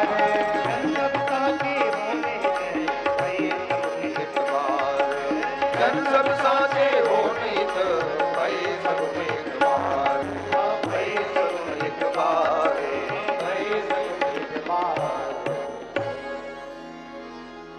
जन सब साचे होन हित भये सगुन एक बार। जितने सगुन थे सब एक बार में ही आ गए। क्यों? तो तुलसीदास जी महाराज कहते हैं, जनु सब सांचे होन हित। उन सगुनों ने विचार किया कि हम राम जी के विवाह में जाएंगे तो हम सच्चे हो जाएंगे, हमारी सत्यता सिद्ध हो जाएगी, हमारा महत्व बढ़ जाएगा। इसलिए सारे सगुन राम जी के विवाह में एक साथ प्रकट हो गए। जनु सब सांचे होन हित भये सगुन एक बार। और ऐसे मंगलमय अवसर पर भगवान की बारात अयोध्या से मिथिला चली। अब राम जी की बारात तो बहुत अच्छी है, गाजे बाजे, हाथी घोड़े रथ पालकी, सखा, गाने बजाने वाले, कौतुक करने वाले, विनोद करने वाले, लोगों को मनोरंजन कराने वाले, सब प्रकार के लोग बारात में चल रहे हैं। बारात तो बड़ी अद्भुत राम जी की। लेकिन राम जी के बारात की कुछ विशेषताएं हैं। क्या विशेषता है? बोले राम जी के बारात की सबसे बड़ी विशेषता तो ये है कि दुनिया में जितनी बारात आपने देखी होगी आज तक, उस बारात में दूल्हा रहता है। बारात में दूल्हा रहता है और दूल्हे के साथ बारात जाती है। लेकिन राम जी की कैसी बारात है? बोले दूल्हा पहले ही पहुंच गया है, बारात पीछे से जा रही है, बिना दूल्हे की बारात जा रही है। ऐसी बारात कभी देखी? बिना दूल्हे की बारात? दूल्हा पहले ही पहुंच गया है और बारात अयोध्या से चली तो बिना दूल्हे की बारात। एक बात। दूसरी विशेषता, बारात कब जाती है? बोले जब विवाह तय हो जाता है कि फला दिन, अमुक दिन विवाह होगा, तो उसी हिसाब से बारात चलती है। राम जी के विवाह का दिन अभी तय नहीं हुआ है। विवाह तो तय हो गया कि किस सीता जी से होगा, लेकिन किस दिन होगा ये अभी पक्का नहीं है, पत्रिका में लिखा भी नहीं था। बात ये थी कि दशरथ जी महाराज अयोध्या से आएंगे, फिर दोनों पक्ष के लोग बैठेंगे, विचार विमर्श होगा, तब तय किया जाएगा कि किस दिन विवाह हो, तब विवाह का मुहूर्त विचार होगा। तो विवाह की तिथि तय नहीं और बारात चल पड़ी। आज तक दुनिया में कोई बारात ऐसी देखी है कि ब्याह की तिथि तय न हो, तारीख तय न हो और बारात सज करके चल पड़े? राम जी का विवाह तो ऐसे ही हुआ माना। दूल्हा भी नहीं, तिथि भी निश्चित नहीं, और बाराती लोग नाचते गाते आनंद पूर्वक अयोध्या से मिथिला के लिए चल रहे हैं। ये राम जी की बारात बड़ी अद्भुत बारात है, क्योंकि राम जी भी अद्भुत हैं। जो अद्भुत होता है उसका सब कुछ अद्भुत ही होता है। राम जी की अद्भुत बारात अयोध्या से मिथिला के लिए चली और उस बारात में कितना आनंद हो रहा है। मेरे राम जी की अजब बारात अवध से मिथिला चली, मेरे राम जी की अजब बारात अवध से मिथिला चली, मेरे राम जी की अजब बारात अवध से मिथिला चली। मेरे राम जी की अजब बारात अवध से मिथिला चली। चंदन रुचिर सुमंत सारथी, चंदन रुचिर सुमंत सारथी, गुरु संग सुहास अवध से मिथिला चली। गुरु संग सुहास अवध से मिथिला चली, मेरे राम जी की अजब बारात अवध से मिथिला चली, मेरे राम जी की अजब बारात अवध से मिथिला चली। हाथ में माला भाल में चंदन, हाथ में माला। भाल में चंदन। राम जी की बारात में कौन लोग चल रहे हैं? देखो, आप लोग तो चल रहे हो, अच्छी बात है, लेकिन जब राम जी की बारात अयोध्या से चली तो उस बारात में साधु महात्माओं की संख्या बहुत ज्यादा थी, क्योंकि सब राम जी के प्रेमी थे। अब जितने बाराती हैं सबके मस्तक पर चंदन दिखाई पड़ रहा है और सब हाथ में माला लिए हुए, बड़ी बड़ी दाढ़ी धारण किए हुए बड़े बड़े ऋषि मुनि महात्मा सब राम जी की बारात में चल रहे थे महाराज। हाथ में माला भाल में चंदन, हाथ में माला, भाल में चंदन, दाढ़ी वाले दिखात अवध से मिथिला चली, सब दाढ़ी वाले दिखात अवध से मिथिला चली, मेरे राम जी की अजब बारात अवध से मिथिला चली। मेरे राम जी की अजब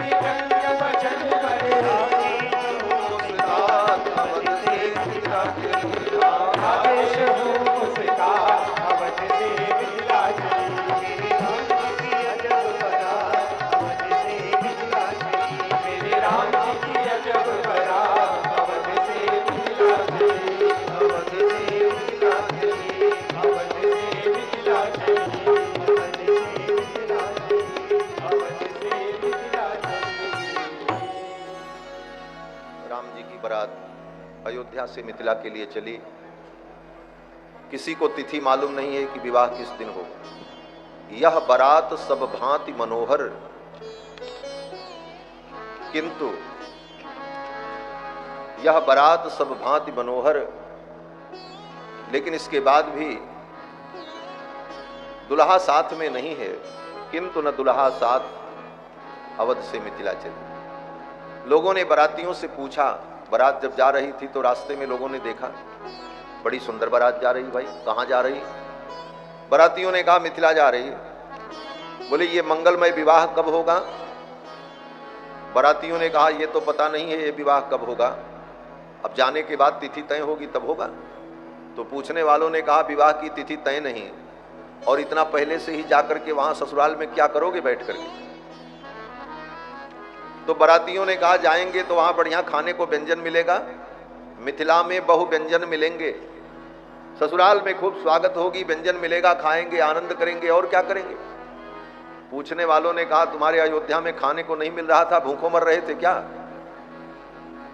बारातियों ने कहा यही समझ लो, मिथिला में बहु व्यंजन मिलेंगे, यहां मर गए सत्तू खात, यहां तो सत्तू खाते खाते मर गए, मिथिला में बढ़िया व्यंजन खाने को मिलेगा, अब तो मिथिला में रहेंगे, थोड़ा आनंद लेंगे। सखियों के इस व्यंग वचन को सुनकर भगवान के जो परिकर हैं वो सब आनंदित होते। महाराज दशरथ भी आनंद का अनुभव करते। बारात बड़े बाजे गाजे के साथ आनंद पूर्वक मिथिला के लिए चली। जगह जगह पर श्री जनक जी महाराज ने बारातियों के स्वागत के लिए तैयारी कर दी। जगह जगह पड़ाव बना दिए थे, क्योंकि बारात अयोध्या से मिथिला पहुंचने में 4 दिन लगा था। 4 दिन 4 रात्रि चल करके तब बारात अयोध्या से मिथिला पहुंची राम जी की। अब रास्ते में जहां जहां जरूरत पड़ेगी तो विश्राम भी करना पड़ेगा, तो जनक जी ने रास्ते में सब व्यवस्थाएं कराई थी, खाने पीने रहने की व्यवस्था, और जगह जगह जो छोटी छोटी नदियां थीं उन नदियों के ऊपर सेतु बनवा दिया था, पुल बनवा दिया था, जिससे बारातियों को पार होने में, हाथी घोड़ों को पार होने में दिक्कत न हो।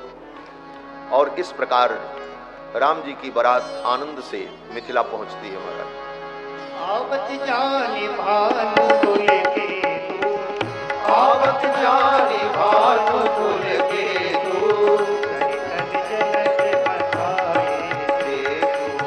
सरितन जनक बधाए से तू, बीच बीच बरबास बनाए, बीच बीच बरबास बनाए,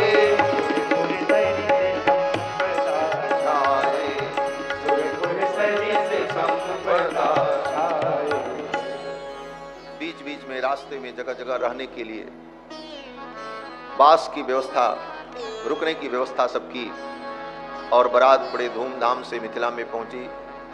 जनक जी महाराज ने बारातियों का स्वागत किया, जनवासा दिया। जहां पर बारात को रुकना था बहुत बड़ी सुंदर व्यवस्था थी, लेकिन बाराती इतने ज्यादा थे कि जनक जी ने जब देखा इतनी बड़ी बारात, तो जनक जी ने सोचा हमारी व्यवस्था तो कम पड़ जाएगी, बाराती तो बहुत आ गए। कितनी कम पड़ेगी? बोले थोड़ा नहीं, अयोध्या से जो हाथी घोड़े ऊंट खच्चर आए थे उनके घास की भी व्यवस्था पूरी न हो पाती, इतनी बड़ी बारात। 1,64,000 तो रघुवंशी क्षत्रिय लोग थे राम जी के विवाह, जो राम जी के अपने खानदान के लोग।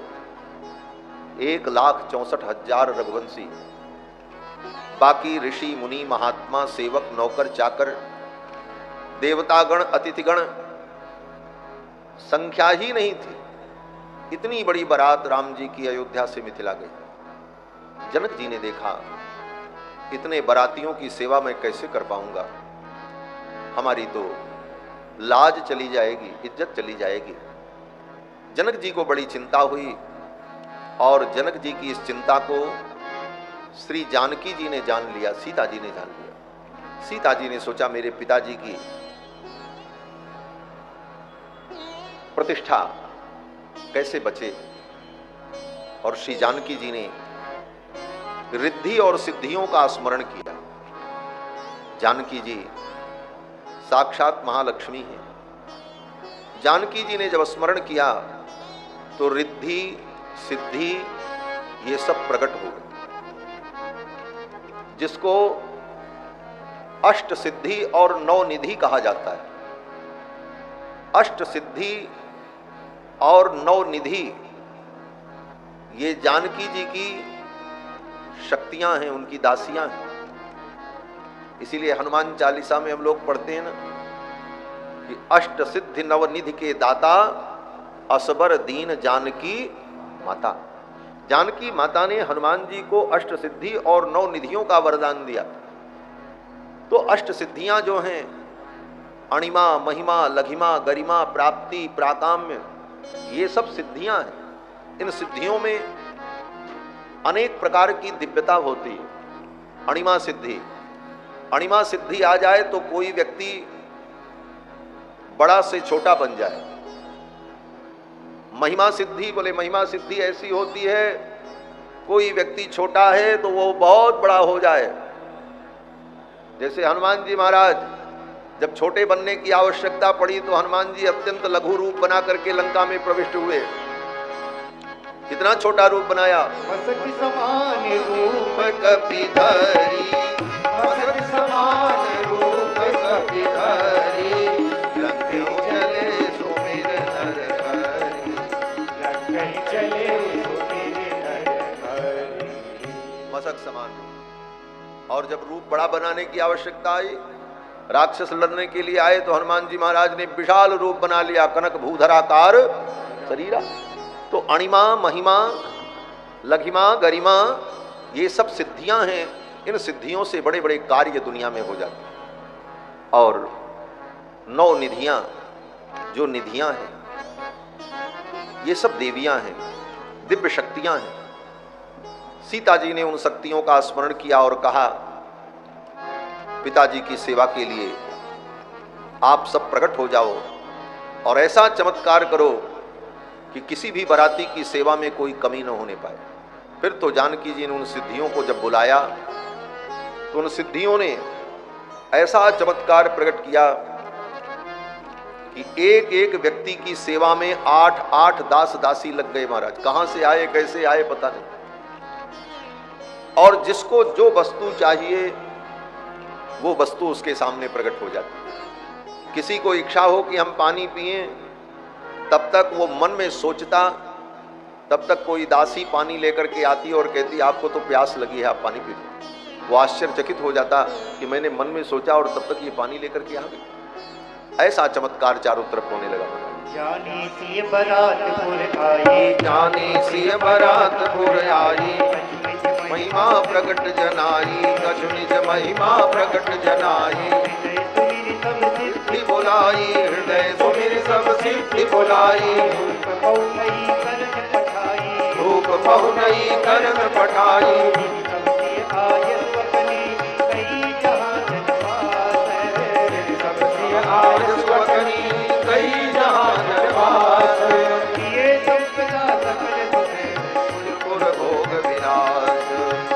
संपदा सकल सुख सुरपुर भोग विलास,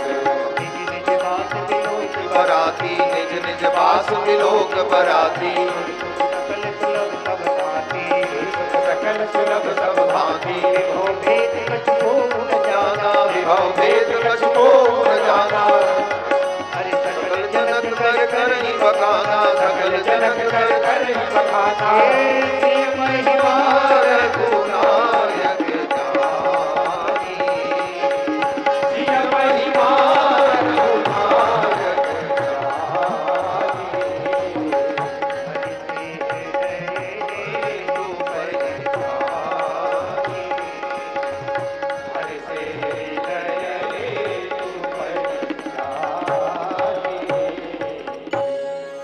अष्ट सिद्धियों ने, नौ निधियों ने वो चमत्कार प्रकट किया। इस रहस्य को कोई जान नहीं पाया। सब लोग तो यही कहते कि वाह जनक जी ने इतनी सुंदर व्यवस्था की। लेकिन राम जी को सब पता चल गया। सिय महिमा रघुनायक जानी, रघुनाथ जी जान गए कि ये तो जानकी की महिमा है। जानकी जी ने अपने संकल्प से ये सब लीला की है। फिर तो बारातियों का बड़ा अद्भुत स्वागत हुआ। जनक जी महाराज जनवासे में मिलने के लिए आए, एक दूसरे का अभिवादन किया, सम्मान हुआ, परिचय हुआ। सभी लोग बैठे, दोनों पक्ष के लोग जब बैठे, उसी समय विश्वामित्र जी महाराज राम लक्ष्मण को लेकर दशरथ जी के पास आए, क्योंकि विश्वामित्र जी तो दूसरे जगह ठहरे हुए थे, बारातियों को ठहरने की व्यवस्था दूसरी जगह थी। पिताजी आए हैं बारात लेकर। ये सुनकर राम जी के मन में बड़ा कुतूहल हुआ कि पिताजी का चल करके दर्शन करें। राम जी के मन के भाव को विश्वामित्र जी जान गए और विश्वामित्र जी राम लक्ष्मण को साथ में लेकर जनवासे में दशरथ जी से मिलने के लिए आए। अपने दोनों पुत्रों को देखकर दशरथ जी महाराज बड़े प्रसन्न हुए। इतने दिनों बाद आज अपने प्रिय पुत्र राम को देखा, आंखें भर आई। राम जी ने और लक्ष्मण ने, दोनों भाइयों ने पिताजी के चरणों में प्रणाम किया, गुरुदेव वशिष्ठ के चरणों में प्रणाम किया। मत्था सूंघ करके, हृदय से लगा करके महाराज दशरथ ने अपने दोनों पुत्रों को आशीर्वाद दिया। सभी लोग सानंद बैठे। अब चर्चा शुरू हुई विवाह की। जनक जी ने कहा, मैंने प्रतिज्ञा की है, मैं अपनी बेटी सीता का कन्यादान राम को करूंगा। और हे महाराज, आपने मेरा गौरव बढ़ाया, चक्रवर्ती सम्राट होकर आप मेरे द्वार पर पधारे, मेरी कन्या के पाणी ग्रहण के लिए, ये मेरे लिए बहुत बड़ा गौरव है। अब तो चारों तरफ जय जयकार होने लगी, पुष्प की वर्षा होने लगी, बाजे बजने लगे। लेकिन दशरथ जी महाराज थोड़े उदास हो गए। वशिष्ठ जी ने कहा, राजन, आज आपके पुत्र का विवाह होने जा रहा है और आप इतने उदास हैं, आपके चेहरे पर प्रसन्नता नहीं दिख रही, क्या कारण? दशरथ जी ने कहा, गुरुदेव, प्रसन्न तो मैं भी हूं, लेकिन एक बात की चिंता जरूर है। बोले, क्या? दशरथ जी ने कहा, गुरुदेव, आपको तो सब मालूम है, चौथी अवस्था में 4 पुत्र हुए और चारों का जन्म एक साथ हुआ। एक साथ ये बड़े हुए, एक साथ इनका यज्ञोपवीत हुआ, एक साथ गुरुकुल में पढ़ने गए और गुरुकुल से पढ़ करके योग्य बन करके चारों भाई एक साथ गुरुकुल से आए। इन चारों का जन्म एक साथ हुआ, एक साथ बड़े हुए, एक साथ पले, इनके सारे संस्कार एक साथ हुए। लेकिन आज केवल राम का विवाह हो रहा है, अन्य 3 भाइयों का विवाह नहीं हो रहा। अगर इन तीनों भाइयों का विवाह भी एक साथ हो जाता, चारों भाइयों का विवाह एक साथ होता, तो ये आनंद मैं देख लेता, क्योंकि अब तो जीवन का कोई ठिकाना नहीं है, अब तो मैं वृद्ध हो चुका हूं। बस यही एक मेरे मन की चिंता। दशरथ जी की इस चिंता को सुनकर के वशिष्ठ जी ने विलंब नहीं किया। वशिष्ठ जी ने कहा जनक जी से, जनक जी, आपकी जो दूसरी बेटी हैं उनका नाम उर्मिला है, और कुमार लक्ष्मण के लिए मैं आपकी दूसरी बेटी उर्मिला का वर्ण करता हूं और इस विवाह का मैं प्रस्ताव करता हूं। वशिष्ठ जी ने इस विवाह का प्रस्ताव कर दिया वहीं बैठे बैठे सभा में। जनक जी महाराज तो बड़े प्रसन्न हुए। जनक जी की आंखों में आंसू आ गए। मैं तो एक बेटी का ब्याह करना चाह रहा था, मेरी दोनों बेटियों का विवाह एक ही घर में तय हो गया। वशिष्ठ जी ने कहा, राजन, आपकी पुत्री जो उर्मिला है, जो सीता से छोटी हैं, उनके लिए मैं लक्ष्मण का वर्ण करता हूं और इस विवाह का प्रस्ताव करता हूं। अब तो बाजे बजे, चारों तरफ जय जयकार होने लगी। वाह वाह, बड़ी अच्छी बात है ये तो। और इसके बाद जब ये कार्य हो गया तो विश्वामित्र जी ने सोचा, विश्वामित्र महर्षि भी वहीं बैठे थे सभा में। विश्वामित्र जी ने सोचा, मुझे भी कुछ करना चाहिए। श्री जनक जी महाराज के छोटे भाई सांकाश्य देश के राजा थे, और वो भी अपनी भतीजी की शादी में सम्मिलित होने के लिए अपने देश से जनकपुर आए थे, अपने परिवार के सहित। सांकाश्य देश के राजा महाराज कुशध्वज उनका नाम था। जनक जी के छोटे भाई हैं, सीता जी के चाचा जी हैं, काका जी हैं। उनकी दो बेटियां मांडवी और श्रुतकीर्ति, जो किशोरी जी की, जानकी जी की चचेरी बहन, विवाह में सम्मिलित होने के लिए सपरिवार आए थे। वो भी सभा में बैठे थे। विश्वामित्र जी ने कहा कि सांकास्य देश के राजा जो महाराज कुशध्वज हैं, जनक जी के छोटे भाई हैं, इनकी दो बेटियां हैं मांडवी और श्रुतकीर्ति। इन दोनों बेटियों का भरत और शत्रुघ्न के लिए मैं वर्ण करता हूं, इस विवाह का प्रस्ताव करता हूं। विश्वामित्र जी ने प्रस्ताव कर दिया।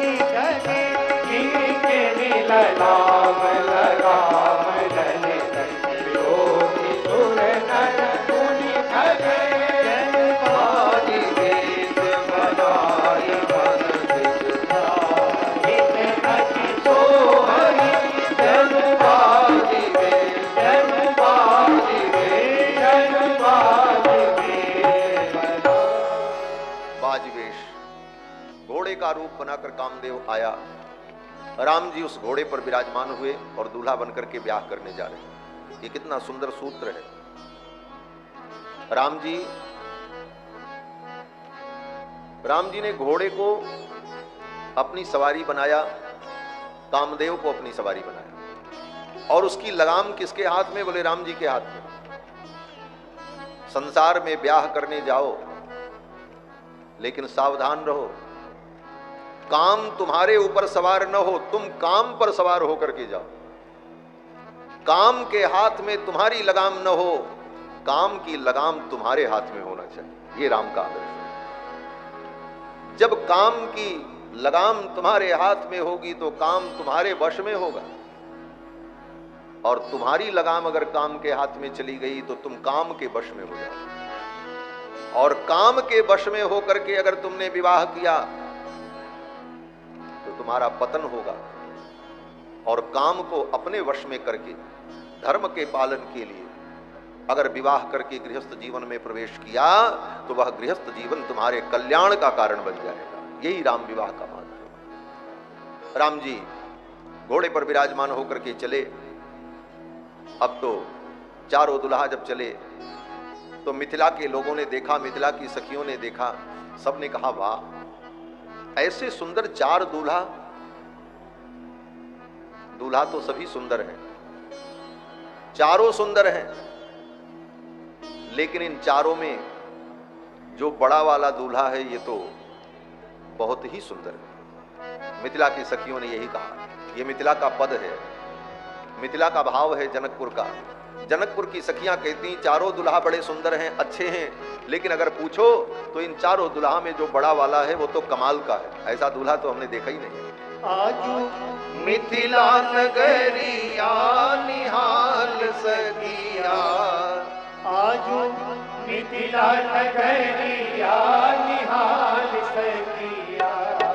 चारों दूल्हा में बड़का कमाल सखिया, चारों दूल्हा में बड़का कमाल सखिया। मिथिला नगरिया निहाल सखिया, मिथिला नगरिया निहाल सखिया। चारों दूल्हा में बड़का कमाल सखिया, चारों दूल्हा में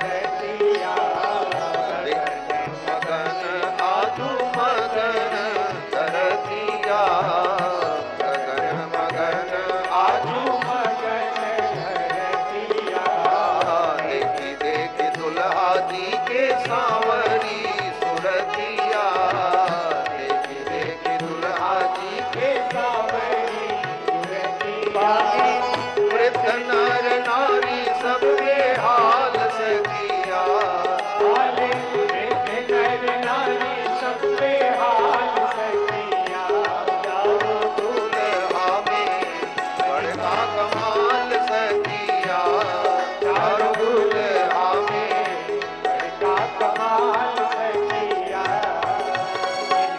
लागी जोगी मुनि जप तप करीलन, जिनका लागी योगी मुनि जप तप कईलन, लागी जोगी मुनि जप तप करीलन। जिनका लागे योगी मुनि जप तप कईलन। मिथिला की सखियां कहती हैं, जिनके लिए बड़े बड़े जोगी मुनि महात्मा तपस्या करते हैं, साधना करते हैं, तब ये जोगी मुनि महात्माओं को दर्शन देते हैं, वे राम जी हमारी मिथिला में दुल्हा बन करके आए। जिनका दर्शन पाने के लिए बड़े बड़े मुनि महात्मा तपस्या करते हैं, जिनका लागी जोगी मुनि जप तप कैलन, से ही हमरा मिथिला में पाहुन बन के अलन। वे रघुनाथ जी मेरी मिथिला में पहुना बन करके, दुल्हा बन करके आए, तो क्या स्वागत करोगी? मिथिला की सखियों ने कहा, आज तो लोढ़ा से इनके गाल की सिकाई करेंगे।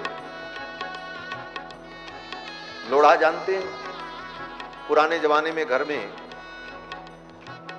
मसाला पीसने के लिए, नमक पीसने के लिए पत्थर होता था घर में, और ऊपर जो एक इतना बड़ा पत्थर जिससे पीसा जाता था, उसको लोढ़ा कहते हमारे यहाँ पूरब में। जब दूल्हा आता है तो उस लोढ़े को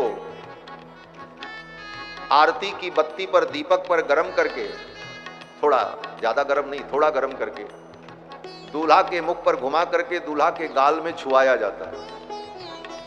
तो मिथिला की सखियों ने कहा, यह विधि है विवाह। मिथिला की सखियों ने कहा, सरकार,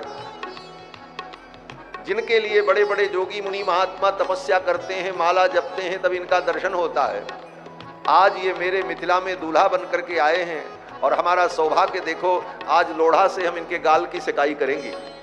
मिथिला की सखियों ने कहा, की जोगी मुनि जप तप कैलन, जिनका लागी जोगी मुनि जप तप कईलन, से ही हमरा मिथिला में पाहुन बन के अइलन।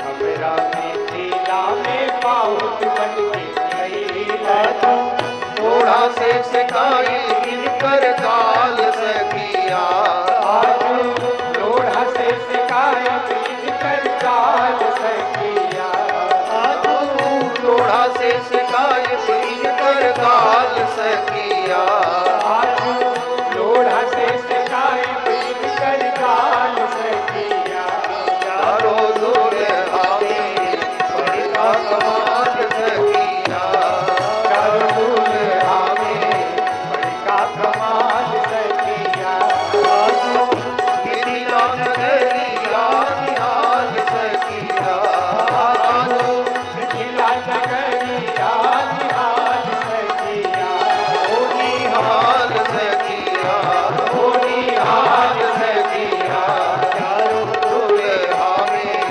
बड़का कमाल सखिया, चारों दुल्हा में बड़का कमाल सखिया, बड़का कमाल सखिया, चारों दुल्हा में बड़का कमाल सखिया। मिथिला की सखियों ने कहा, ये चारों दुल्हा में जो बड़ा वाला है तो कमाल का। चारों दुल्हा सरकार घोड़े पर बैठकर जब जनक जी के द्वार पर पहुंचे, सखियों ने आरती उतारी दुल्हा सरकार की और गीत गाया और स्वागत किया। प्रसंग तो बहुत लंबा है, लेकिन थोड़ी सी बात कहेंगे।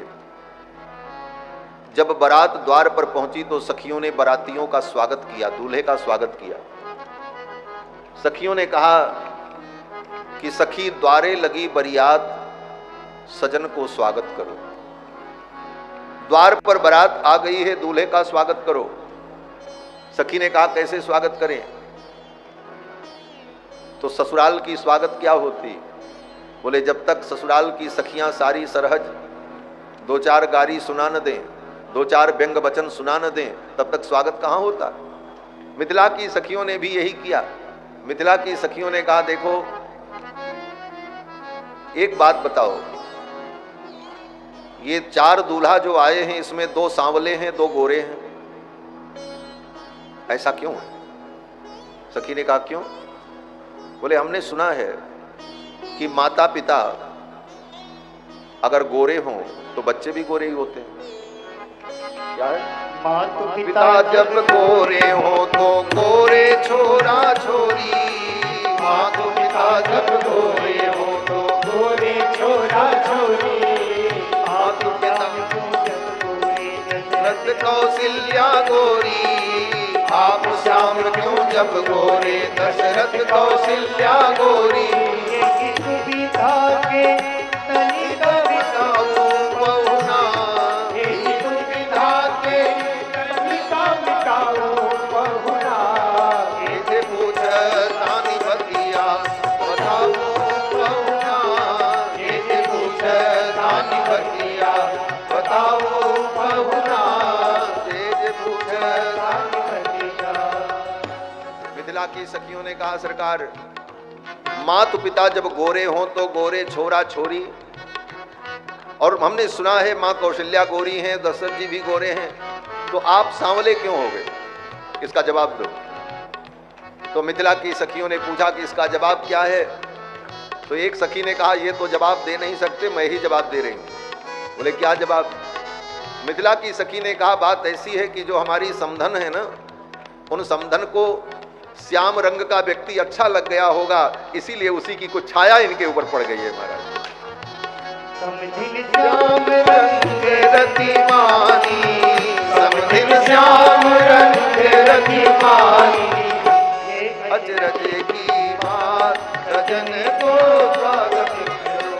हाँ ये अजरज की बात सजन को स्वागत करो, सखी द्वारे लगी बरियात, सजन को स्वागत करो, सखी द्वारे लगी बरियात, सजन को स्वागत करो।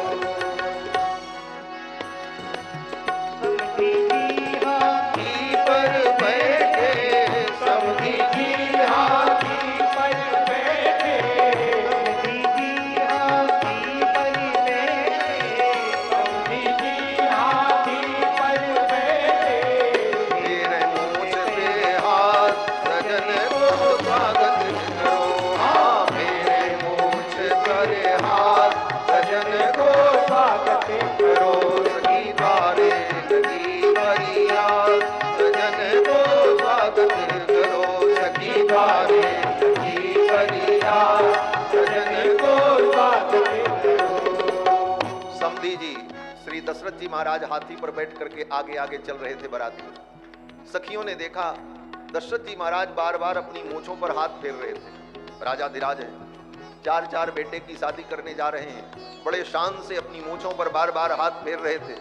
तो एक सखी ने कहा देखो इनको लज्जा नहीं आ रही है, इनको शर्म नहीं आ रही। बोले किस बात की शर्म? सखी ने कहा समधन की करतूत सुन रहे हैं और इसके बाद भी इनको शर्म नहीं आ रही, ऊपर से मूंछों पे हाथ फेर रहे हैं। समधिन की करतूत सुनत है, समधिन की करतूत सुनत है, समधिन की करतूत सुनत है, समधिन की करतूत सुनत है, समधिन की करतूत सुनत है, समधिन की करतूत सुनत है। तब हूँ नाही लजात, सजन को स्वागत करो। हाँ तब हूँ नाही लजात, सजन को स्वागत करो, सखी द्वारे लगी बरियात, सजन को स्वागत करो, सखी द्वारे लगी बरियात, सजन को स्वागत करो। देखो, समधन की करतूत सुनत हैं तबहु नाही लजा। इसके बाद भी इनको लज्जा नहीं आ रही। एक सखी ने कहा मैं बताऊं? बोले क्या? सखी ने कहा बात ऐसी है कि ये समधी जी जब अयोध्या से चले थे तो अपनी लाज शर्म को इन्होंने बेच दिया था, इसीलिए इनको लाज नहीं आ रही। दूसरी ने कहा अपनी लाज शर्म को इन्होंने गिरवी रख दिया था और देखो लाज शर्म बेच करके पान चबा रहे हैं और मुस्कुरा रहे हैं। समधिन की करतूत सुनने पर भी इनको लज्जा नहीं आ रही। लाज शरम सब बेच कोच के, लाज शरम सब गिरवी रख के, लाज शर्म सब गिरवी रख के, पान चबा सजन को स्वागत करो। आम गई पान चबा सजन को स्वागत करो, सखी तारे सखी हरिया सजन को स्वागत करो, सखी तारे सखी हरिया सजन को स्वागत करो। नारायण के रंग भजन सुनी, नारायण के रंग भजन सुनी, नारायण के रंग भजन सुनी, नारायण के रंग भजन सुनी, मंत्र मुस्कान सजन को स्वागत करो। मंत्र मुस्कान सजन को स्वागत करो। सखी वाले सखी हरिया सजन को स्वागत करो, सखी वाले लगी बढ़िया सजन को स्वागत करो। सजन को स्वागत करो, सजन को स्वागत करो, सजन को स्वागत करो। बारात द्वार पर जब पहुंची, सखियों ने स्वागत किया और सखियों ने कहा सरकार अब आप दरवाजे पर आ गए हैं तो अभी सवारी से उतर करके पैदल आंगन में चलिए। राम जी ने कहा क्यों? सखियों ने कहा सरकार ये सवारी अंदर नहीं जाएगी, यहां से तो मंडप तक आपको पैदल चल करके जाना पड़ेगा। राम जी ने इधर उधर देखा, अपने अन्य तीनों भाइयों की ओर राम जी ने देखा। सब भाइयों ने आपस में इशारे से बात की और कहा नहीं नहीं, हम दूल्हा बन करके आए हैं, हमारी इतनी बड़ी इज्जत है, हम पैदल चलेंगे वो भी ससुराल में। चारों दुल्हा सरकार सवारी से नीचे उतरने को तैयार नहीं। मिथिला की सखियों ने कहा सरकार इसके आगे सवारी जाएगी नहीं, यहां से तो पैदल ही चलना है, ये पक्की बात है। आप कितने भी नखरे कर लो लेकिन उतरना तो आपको पड़ेगा। क्यों? सखियों ने कहा सरकार कचरत पान मंद मुस्कात करत कमाल छवि रेशमी रुमाल की, उतरी पधारो पग पावणे ललित गति, उपमा बतावें सखी एक एक चाल की। आप इस सवारी से उतर करके पैदल चलो तो मैं आपकी उपमा बताऊंगी, आप कैसे लगते हो, आपकी चाल कैसी। राम जी ने कहा हमारी चाल देखने की क्या जरूरत है। मिथिला की सखियों ने कहा जिसका चाल चलन अच्छा नहीं होता उसका ब्याह नहीं होता है, चाल चलन तो देखना ही पड़ेगा। दूल्हे का चाल चलन ठीक होगा तभी तो ब्याह होगा। मिथिला की सखियों ने कहा आप रथ से उतरकर सवारी से उतरकर पैदल चलोगे तो हम आपकी चाल देखेंगे और बताएंगे आपकी चाल कैसी, आप कैसे चलते हो। राम जी ने कहा ये तो बड़ा चक्कर है। लक्ष्मण जी को थोड़ा अच्छा नहीं लगा तो सखियों ने लक्ष्मण जी की ओर देखा और कहा देखो करिके ख्याल लक्ष्मण लाल सुनो, ना बजइहो यहां गाल, ये गली है ससुराल की।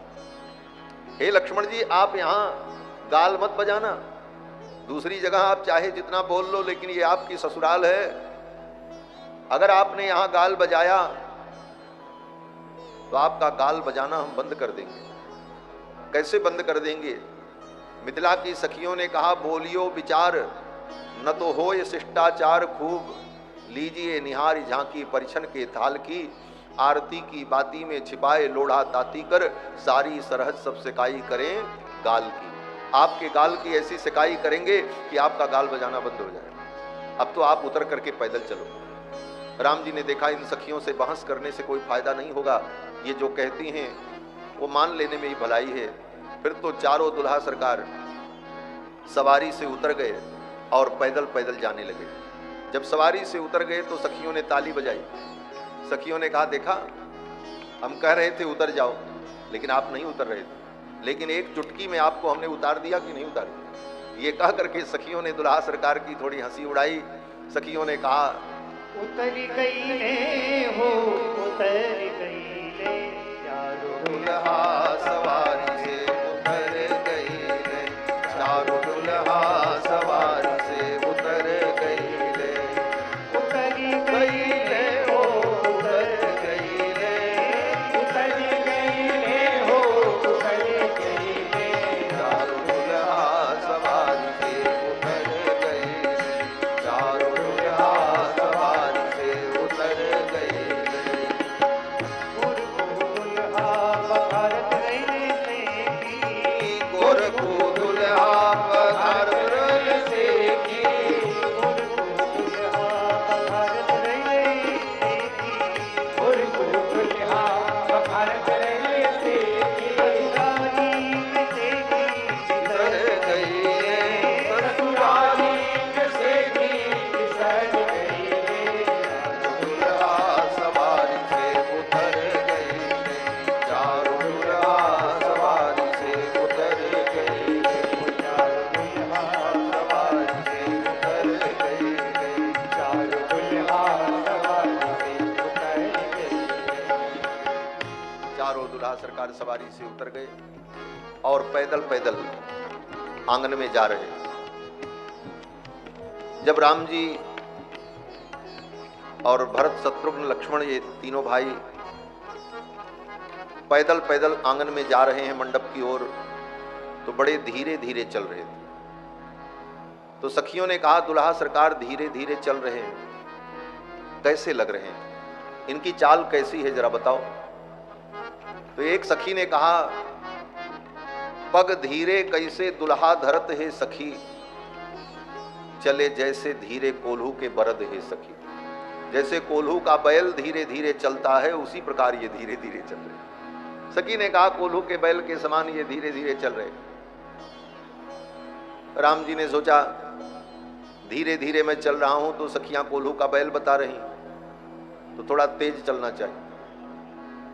अब राम जी थोड़ा तेज चलने लगे, चारों दुल्हा सरकार तेज तेज चलने लगे। तो मिथिला की सखियों ने कहा, दुल्हा सरकार अब तेज से चल रहे हैं, कैसे लग रहे हैं। तो एक सखी ने कहा, जैसे कोई बकरा हो और डोरी में बंधा हो और संजोग से उसकी डोरी खुल जाए तो वो बकरा भागता है, उसी प्रकार बकरे के समान भाग रहे हैं। राम जी ने सोचा मन में, ये तो बड़ा गड़बड़ है, धीरे चलो तो कहती हैं बैल के समान है और तेज चलो तो कहती हैं बकरा के समान है, चलें तो कैसे चलें। धीरे भी चलने पर कठिनाई, तेज चलने पर भी कठिनाई। तो चारों दुल्हा सरकार ने कहा, आप चलेंगे ही नहीं। आंगन में खड़े हो गए चारों दुल्हा। जब चारों दुल्हा सरकार खड़े हो गए तो सखियों ने कहा, अब बताओ। अब चारों दुल्हा सरकार आंगन में खड़े हैं, कैसे लग रहे हैं। एक सखी ने कहा, जैसे चार खंभा खड़ा कर दिया गया। कैसे लागे अब अंगना में ठाणे सखी, कैसे लागे अब अंगना में ठाणे सखी, जो तो बने मणि खंभ गाड़े सखी, जो सो वर्ण नील मणि खंभ गाड़े सखियों ने कहा, जैसे चार खंभे गाड़ दिए गए। एक नीलमणि का खंभा, एक सोने का खंभा, फिर एक नीलमणि का खंभा और फिर एक सोने का खंभा। चार भाई हैं, राम, लक्ष्मण, भरत, शत्रुघ्न। सखियों ने कहा, लगता है जैसे खंभा गाड़ दिया। राम जी ने सोचा, धीरे चलो तो बैल बताती हैं, तेज चलो तो कहती हैं बकरे के समान है, और न चलो तो कहती खंभा के समान। करें तो क्या। सब प्रकार से सखियां भगवान को रिझाती हैं, और इन सब लीलाओं का उद्देश्य केवल यही है कि दुल्हा सरकार के मुख पर मुस्कान आ जाए, दुल्हा हमारा प्रसन्न हो जाए। दूल्हे की प्रसन्नता के लिए ही सखियों का ये प्रयास है। फिर तो सखियां दुल्हा सरकार को लेकर के मंडप में आई। गोस्वामी तुलसीदास जी कहते हैं, यही विधि राम मंडप ही आए। यही विधि राम मंडप आए, यही विधि राम मंडप ही आए।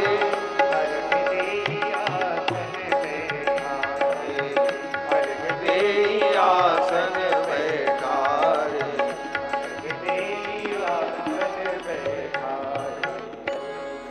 यही विधि राम मंडप ही आए। इस प्रकार से सखियां चारों दुल्हा को लेकर के मंडप में आईं। दिव्य मंडप का निर्माण था। प्रपा मध्ये तु विधिवत वेदीम कृत्वा महातपाह अलम चकारताम वेदीम गंधपुष्पैहि समन्ततः। दिव्य मणिमय विवाह मंडप, और उस मंडप में समस्त देवताओं का पूजन, वेदियों का निर्माण, संपूर्ण सामग्रियां एकत्रित थीं। ब्राह्मण लोगों ने सब विधि विधान पहले से कर रखा था। चारों दुल्हा सरकार आए और सखियों ने उनको मंडप में विराजमान किया। यही विधि राम मंडप ही आए। और जब मंडप में चारों दुल्हा आ गए, तब सखियां जानकी जी को लेकर और अन्य तीनों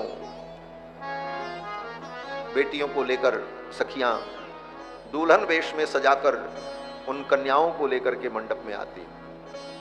मंडप में आने के बाद ब्राह्मणों ने वेद मंत्र का पाठ किया, स्वस्ति वाचन किया, और फिर श्री जनक जी महाराज कन्यादान का संकल्प करते। सीता जी को अपनी गोद में बैठाया जनक जी ने, क्योंकि 6 वर्ष की बच्ची है। सीता जी को गोद में बैठाया और जनक जी महाराज संकल्प करते हैं, हाथ में जल लेकर, इयं सीता मम सुता सह धर्मचरी तव। हे राम, ये मेरी बेटी सीता आज से तुम्हारी धर्म संगिनी बन जाए।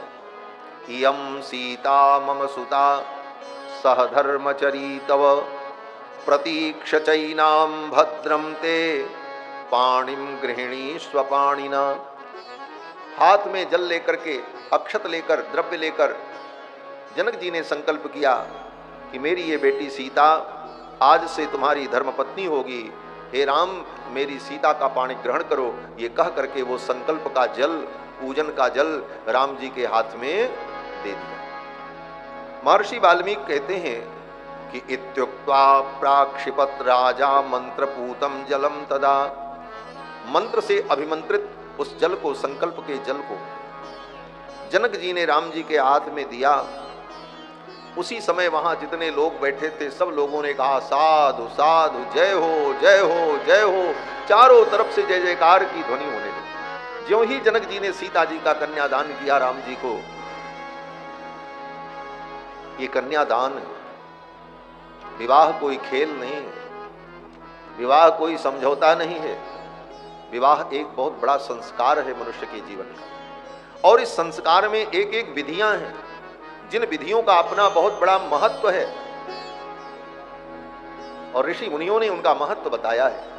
लेकिन आज विवाह का मतलब लोग इतना ही समझते हैं, बाजे बजाओ, नाचो गाओ, कूदो और मौज मस्ती कर लो, और फिर चले आए अपने घर, बहू लेकर हो गया ब्याह। विवाह का मतलब है कि उस कन्या का धर्म के लिए पाणी ग्रहण, और अब हम जीवन भर साथ रहेंगे, और इस स्त्री के साथ हम जो कुछ धर्म कर्म करेंगे हम दोनों मिल करके करेंगे। ये सब संस्कार उसके अंदर व्यवस्थित हो, इसके लिए सब विधियां बताई गई। उसी विधि में ये कन्यादान की विधि है कि पिता कन्या का दान कर